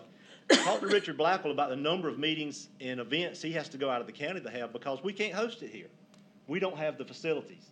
This would be a facility that could be used for that. We'll host the Heritage Fair each year. We've got the farmers market there. Other events, we'll have hiking trails. We may even put a disc golf course in around the side. There's all sorts of things that'll be done there. Yes, our primary focus is agriculture, and it's always going to be agriculture. But because our community's primary focus is not agriculture, we got to find other ways to bring them there so that we can educate them, so that they can say, hey, I want my kid taking ag classes in the schools here. And when they do that, those same people are going to come to the school board and say, hey, we need 12-month teachers, and we need them fully funded, and we need to have them fully involved with what's going on here. And then we've got places to have shows and such for unique hog operations that we've got here, for folks that are in the cattle business to come and showcase everything that they've got. You know, the only way that works is for all of us to pull together. And it may mean that we have to give up some stuff or somebody else has to give up some stuff so that we can all have one location, one primary focus where we're moving the same direction. So I guess for me, we're all kind of the same mindset on the fair board and the farm center board is that this is what we want to do. What we fail to do sometimes is get the opinion from the other side. So if anybody has any problems with what we're doing, any suggestions about how we need to do something different, please let us know. Because I guarantee you we don't know it all. But we're working our heinies off out there trying to get that site set up so that we can host all these events. In the county, in their defense, $700,000 is not chump change. And that's what was spent to buy that property. And then they also put the driveway in. And the deal we had with them was we were not going to ask them to fund us. Now, if they volunteer to do it, we'll take it. But we're not going to go to ask them. So that, again, that comes back to us as a collective group, as the agriculture community. You know, I've heard so many people saying that we want to be taken seriously. Well, the way you do that is, as been mentioned here, you organize, you move as a group, you speak as a group. That gets the politicians' attention because votes count. Thank you very much. Excellent, excellent. The county council has been very supportive, like he mentioned, with the farm center, the purchasing of the land, creation of the board, that the planning commission asked them to do, and we're working now on the ag component of the 2020 plan. So there's a lot of good things going on. I totally agree. We got to pull together, and it's kind of like we're not trying to get ahead of y'all. We're here behind you, but we're not going to steal your thunder at all. We're 100% in support of the farm center, but you tell us what you need from us. Y'all started it, so we're going to back you up. Numbers. We mentioned talking to numbers to the county council. One of the first things they asked us to do, we'd had 2 meetings, I think, October a year ago. In January of last year, they wanted an update. Well, we've met twice. What are we going to do? Okay. So we put together a PowerPoint of all the agribusiness in Oconee County, the farms, tree farms, everything. Holy moly, we had a PowerPoint and a half. And if we'd had numbers with it, and I still want to do that to show them this is what we create, they might listen better. They will listen if we show them numbers. But back to the reporting thing, the hive registry, it's hard to get them to tell what's going on their place or how much they're bringing in. So they're a little bit shy about that. But we want to show county council what agriculture does for the county and bring in people and agritourism and all those good things. So the survey is coming out at some point. It's got a few questions, like I mentioned. Tell us what you do. What's your biggest challenge today, day-to-day, year-to-year? Where do you see Oconee Ag heading in 10 years? What can Oconee County government do for you, do for agriculture? So those are some of the survey questions. We hope to have another forum soon. What y'all can do is tell your neighbors, tell them that we need to work together, tell them that publicize agriculture in Oconee. Write to your friends and bring them to the next meeting. Do your homework, advertise. Promote agriculture. Yes, I want to go back one time and I want to ask Gwen. I've sold at these farmers markets for 30-something years. And it's hard to shuffle this stuff, especially when you have as much to sell as we have had. And like in on July, when you are really putting the produce out there and you've got maybe 1,500 tomato plants, and you've got to go to a market that you know that you're not going to take this stuff back home. And Gwen knows that some days up there at that market that we've been working on up there and been there, I've been there quite, how long have we been going on now? We've had our cars counted for us, and we started counting cars. And can you tell us how many cars some Saturdays that we had up there at that farmer's market? Yeah. I know that one of the Saturdays that we counted, that we actually met an active effort at counting and focused on that, we had over 1,000 people at the market. Yeah. But I'm a farmer, you know, and I know that sounds, maybe some people won't want to hear this. But like I said, it's hard to maneuver this stuff all around. And I want, just like you would, Pat, if you had a bunch of cows that you had to get rid of, you would want to go to the place that most people went to, that you could get the best money for your product. And I'm the same way.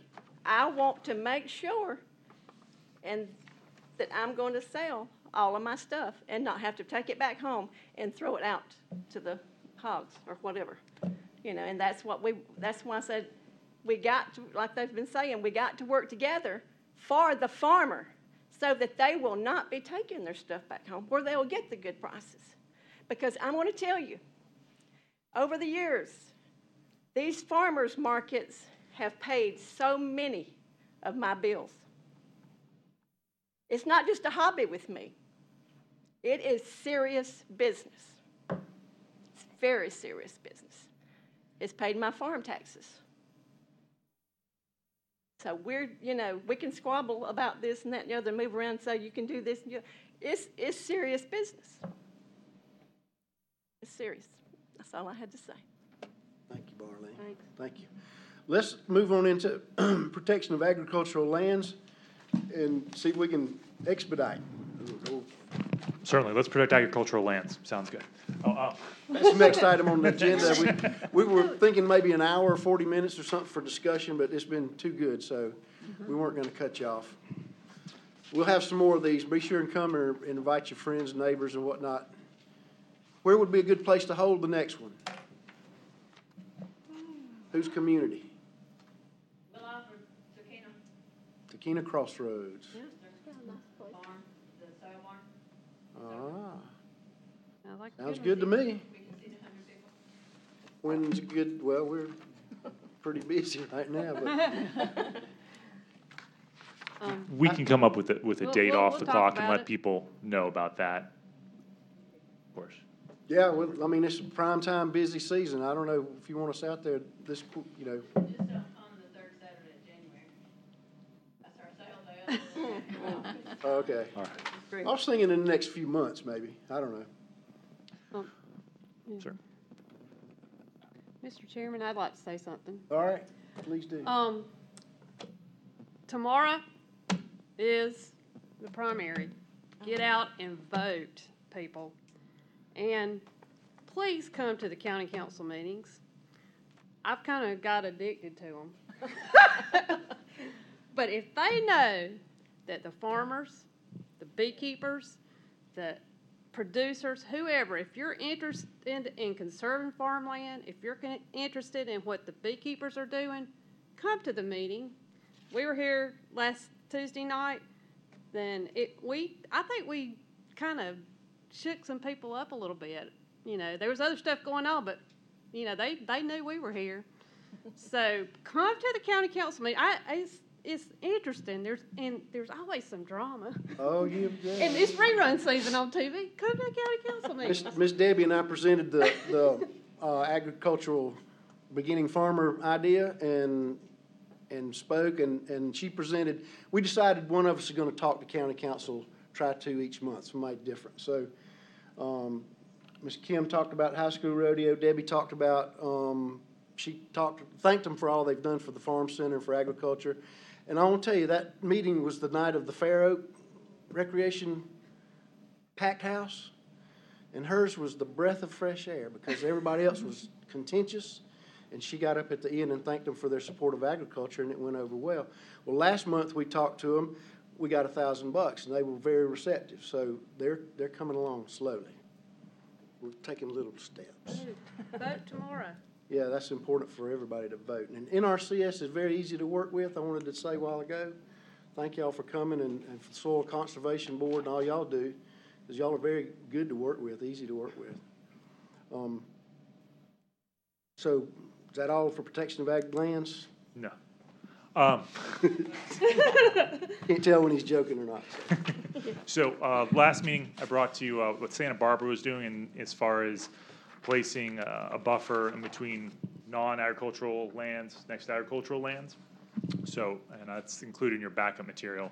And they do a pretty robust buffer system. It's 100 feet, 200 feet, up to 300 feet.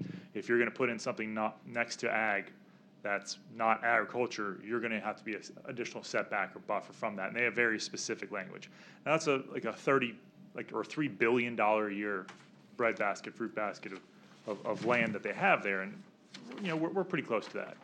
But if you all found it reasonable to ask, in your advisory capacity, to ask council to say, hey, perhaps we should have some buffers in between new non-agricultural uses and agricultural uses. Now, it would have to be zoned ag land since we have all this control-free district. But if you all thought that was reasonable, you can make a motion and vote on it, and that would get sent over to Planning and Economic Development, who could then choose to move it whichever direction they saw fit. So if that's something that you all would be interested in proposing in your advisory capacity, that this would be the forum for it. So it would be loosely worded such as the idea has been presented to consider agricultural setbacks.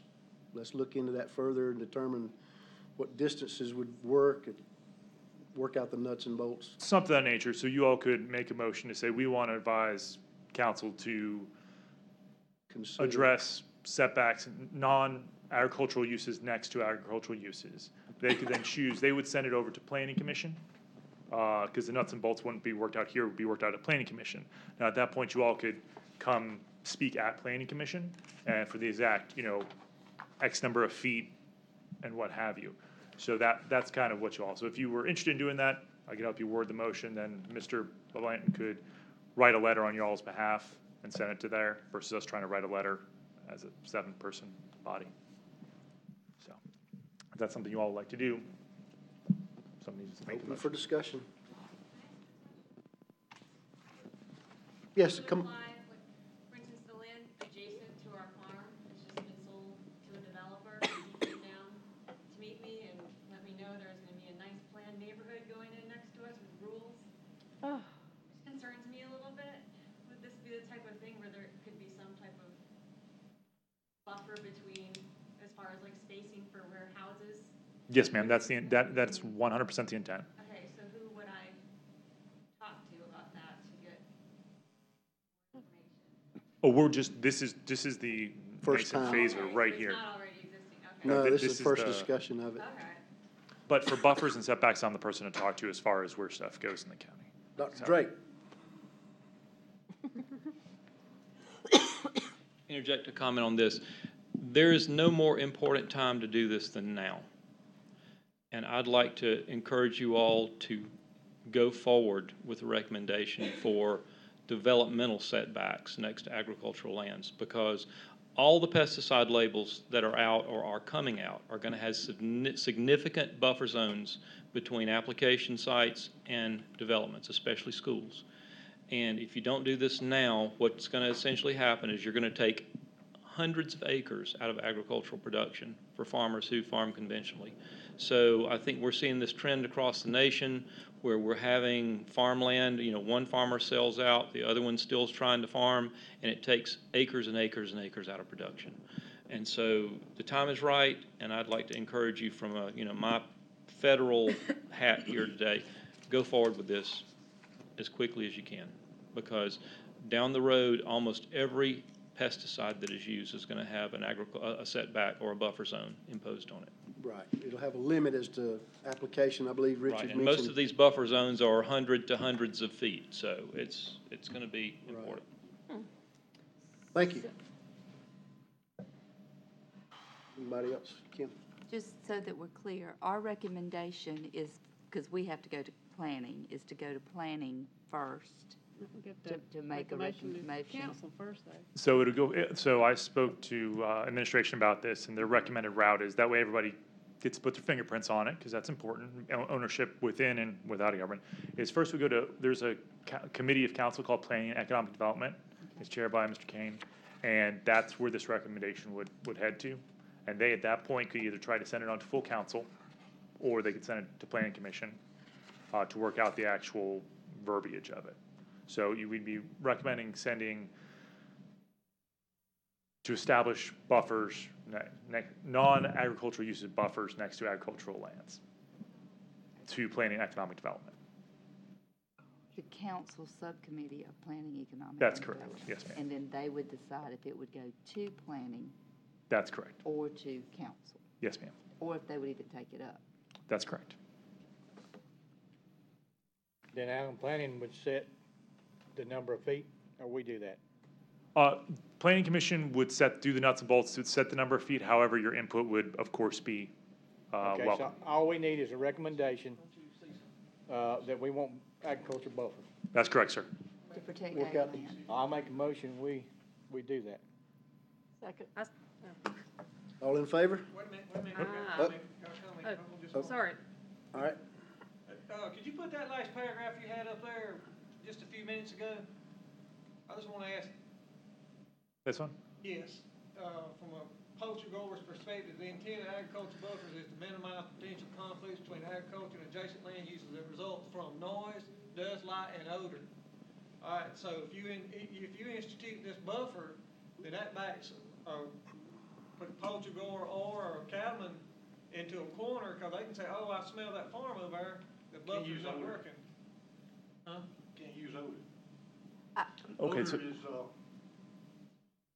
how did they word it in, So that backs. odor's a matter of opinion. Oh, got it.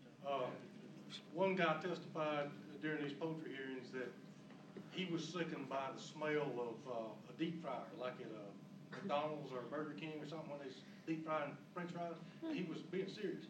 The smell of that made him sick. So odor's a matter of opinion. So they struck odor from setbacks, being a reason for setbacks. We ran into that in the noise ordinance too, because the noise was subjected to the deputy's judgment. They didn't have a meter at that time. Now they were talking about buying one, but yeah. But what our buffers are is to protect the agriculture farmland. So if you had a plant coming in with a bad odor, They have to stay away from us. they gotta stay away from the agriculture. That's what we're after, the agriculture I property. understand that, and I agree, I'm for You know what I'm the buffer saying? to be a mile, but what I'm saying though is if you put this into a ruling or legal perspective, could the developed person or the urban person beside you say, well, you got the buffer, but I can still smell it? So if that's there, does that not back the agriculture person into a corner of having to defend himself because he does have an odor or dust? That's one of the details I think to be worked out, like the distance. Right. So it's subjective. Carrie? You may want to look into the North Carolina, Eastern North Carolina right now is going through a massive court case with Smithfield and the hog farms. And it's because a lawyer from Texas knocked on doors next door to hog farms. There had never been an issue before. And all of a sudden, this lawyer came through, and now there's litigation in Raleigh, and they're not even allowing the people on the jury to visit these farms, and it's because of odor. So you need to be very, very careful, because this could then be used against you. That's what my point, yeah. And that's what Pat's trying to say. So I would look into that. Litigation is happening right now. And I know there's a hog farm family, something to that effect. But it's happening right now with Smithfield and families that have been hog farmers for generations. It's a good point. Mr. Drake? Somebody who helps implement state and federal law, if you put odor in there, that can be used against the farmer in a complaint, an odor complaint. So my suggestion would be to strike odor, because you can't really set a buffer zone against odor when you have wind blowing and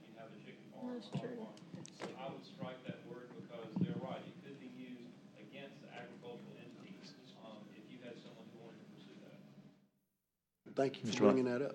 Mr. Blaine, if I may, so that's just the opening paragraph to the Santa Barbara one that I took for the purpose and intent. Then this is 100% the reason why the Ag Board exists, because if I would have just gotten wild hair, brought this up to the Planning Commission, none of you would have been here. We would have probably just kicked it along, and all of a sudden it got passed, and you all are just, how did this just happen? So this is a prime example of why Everybody we needs to really be in super and need everyone here at the table. So yeah, the odor's coming out of there. That just happened, so that's easy enough. There we go. Good point. That's one of those details to be determined, to be worked out. Thank you for bringing that up. And Planning Commission, it'll take a little while to filter down through there, but the Planning Commission operates every Monday and first and third Mondays here. And when we start going over that, we'll try to get the word out of what's going on. That way you all can put your fingerprints on it. So there was a motion and a second. All Which those, needs to be a vote. ready? All those in favor, say aye or raise your hand. Okay. Very good. The Ag Directory, we got $1,000 for that, and I got $1,000 to match that from another organization, so. And that organization is offered to do a lot of things for us, print these, as I mentioned. They talked about the farmer's market, and I think one of the things about the farmer's market was it didn't have the volume of produce. As you mentioned, it's labor intensive, so it's hard to come up with enough folks to provide farm-to-table dinner for a community, a large community. So, but this group is behind us very much and offered to support that. And the Ag Directory is coming along. Yes, sir. So the three principals involved in the subcommittee here, just after the meeting, if you three get together, because you all sent me 3 conflicting dates as to when you all are available. So since y'all are in the same room, you all go for it, and we can figure out off camera, we can set the calendar for this directory. And the directory is going to be just if you want to start farming in the county, and in poultry or in tomatoes or however, these are the numbers you got to call, just to start off. It's not first you have to plow the ground. It's more of a set of resources for each individual farming, and just to explain it to the. And there's a Clemson Extension entity mid-state that does that. They've got a pretty robust program already, and Kerry brought some information, I think. So, all right. Market to Table contest. Part of that money we've received is to help fund publishing for that. So, and the display, likewise with the display. They offered to print us some things, agricultural fun facts. We can stick on a display board. I can get a display board and put it up at appropriate events and advertise Oconee agriculture. That's correct. And Ms. Sewell, did you need any assistance, or did you want to ask for any? Because Ms. Sewell headlined the market table contest. Do you need anyone to give you a hand? Yeah, I do need some help with that. One of the things that I want to do is I want us to have a presence at the market and the markets, and I've got the dates down. If we can go ahead and get started, I didn't know if we need any more approvals. That was the vote Okay. we got last Tuesday. We are good to go, man. All right, we're good to go. Okay, so this Saturday, the 16th, we're gonna be at the Foothills Heritage Market. I'm hopefully I'm gonna get some of my beekeeper friends we're gonna kick off Pollinator Week, but I also need somebody there to help me with the market to table recipe contest, get that kicked off. And then, of course, then the next Saturday, same thing. I also would like for somebody to go on Thursday afternoon to the Clemson Farmers Market. We have a lot of our Oconee County people that sell at the Clemson Market. And so we're looking to we want information on where our farmers sell and who our farmers are. So if anybody can go on Thursday afternoon there to help me get things, and then Carrie, yours is the 30th. Can we get somebody that would like to go Saturday morning to, we're going to set up a table in Walhalla? That's the city market, it's not Extension Market. I know that, but you're working with them, correct? Yes. Okay. Well, what I want to do is but I'm asking you the date. Yeah, it's June 30th is Okay, that's what we want to know. So somebody that can go, we can set up a table there, have some information. And, you know, I know y'all are, I don't want to keep your time, but there's a, you know, a method to the madness here. So we want to use this to promote and market agriculture and our farmers in this county. So I need some volunteers for each one of those dates. So y'all start thinking about it, okay? Thanks. Yes, ma'am. We should also try to do through Clemson Area Food Exchange, because they do a newsletter each week, and they can promote it through there. I was just waiting for tonight. I'm going to talk to Lance. Thank you. This is a little bit off the track, but how many blueberries are grown in Oconee? Do you might know? There's, I mean, I know several blueberry farmers. Reason I asked is the Council of Government is interested in the number of pounds of blueberries we produce because they are wanting to partner and do something. I forgot what it was, but I don't know. Dr. Phoenix got probably 4 or 5 acres of them on Highway 24. The COG is looking for it? Okay. Mm-hmm. For some program they wanted to do. We I don't have know. Several growers in the Salem area. There's probably between 25 to 30 total acres, but a lot of them are very small. Where you at? When you start adding together.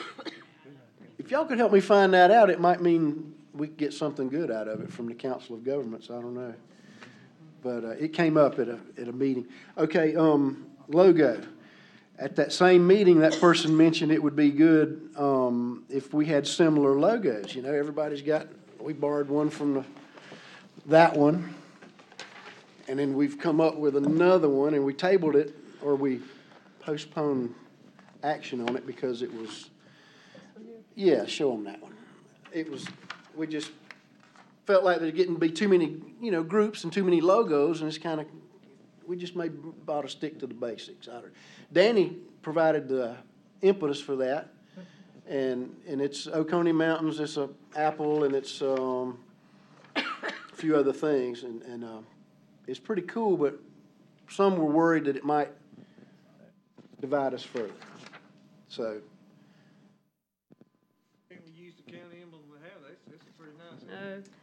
Nope, off limits. No, we've already. Well, I mean, We can't adjust it. We can't adjust it, but we can The one use that's up there, those are, we can utilize the one that says Oconee. It's the Destination Oconee logo, yeah, the one, the pretty one. But we can utilize it, we can't, or I don't even know if we can use it. I'd have to double check on that, but it has to be, we can't adjust it. That's its final form. and this one, we had permission to adjust it a little bit, but one time only, and, you know, it's real strict, so we just, said we'd come up with our own. I think maybe we ought to just maybe wait on. Yeah, I think it's late enough to where we should probably table it again. Let's just wait on action on that. And ag display, well, the info schematic, whatever they call that, we're gonna try to get those printed and put them on a display, like I said, so take them out to different events. Is there anything else on that you wanted to? No, sir, I think that was it. All right. New business. I think we beat the horse well. Old business. Thank y'all for coming. Thank you for sticking around to the bitter end. It's been a marathon, hasn't it? I like a 1 hour meeting myself, but we like That's why to we did talk. it twice. We like to talk too, so we don't get together often enough. But thank y'all for coming and all your valuable input, and we'll keep working together to see what we can get done. Do I hear a motion to? I make a motion, we adjourn. I'll second. All right. All those in favor? Aye. Get to bang the gavel. Thank y'all. Mr. McCall. Oh, sign up if you're interested in agritourism. Or you Please want to be sign. involved in the county for the next 10 years. And no. Come here, Rick.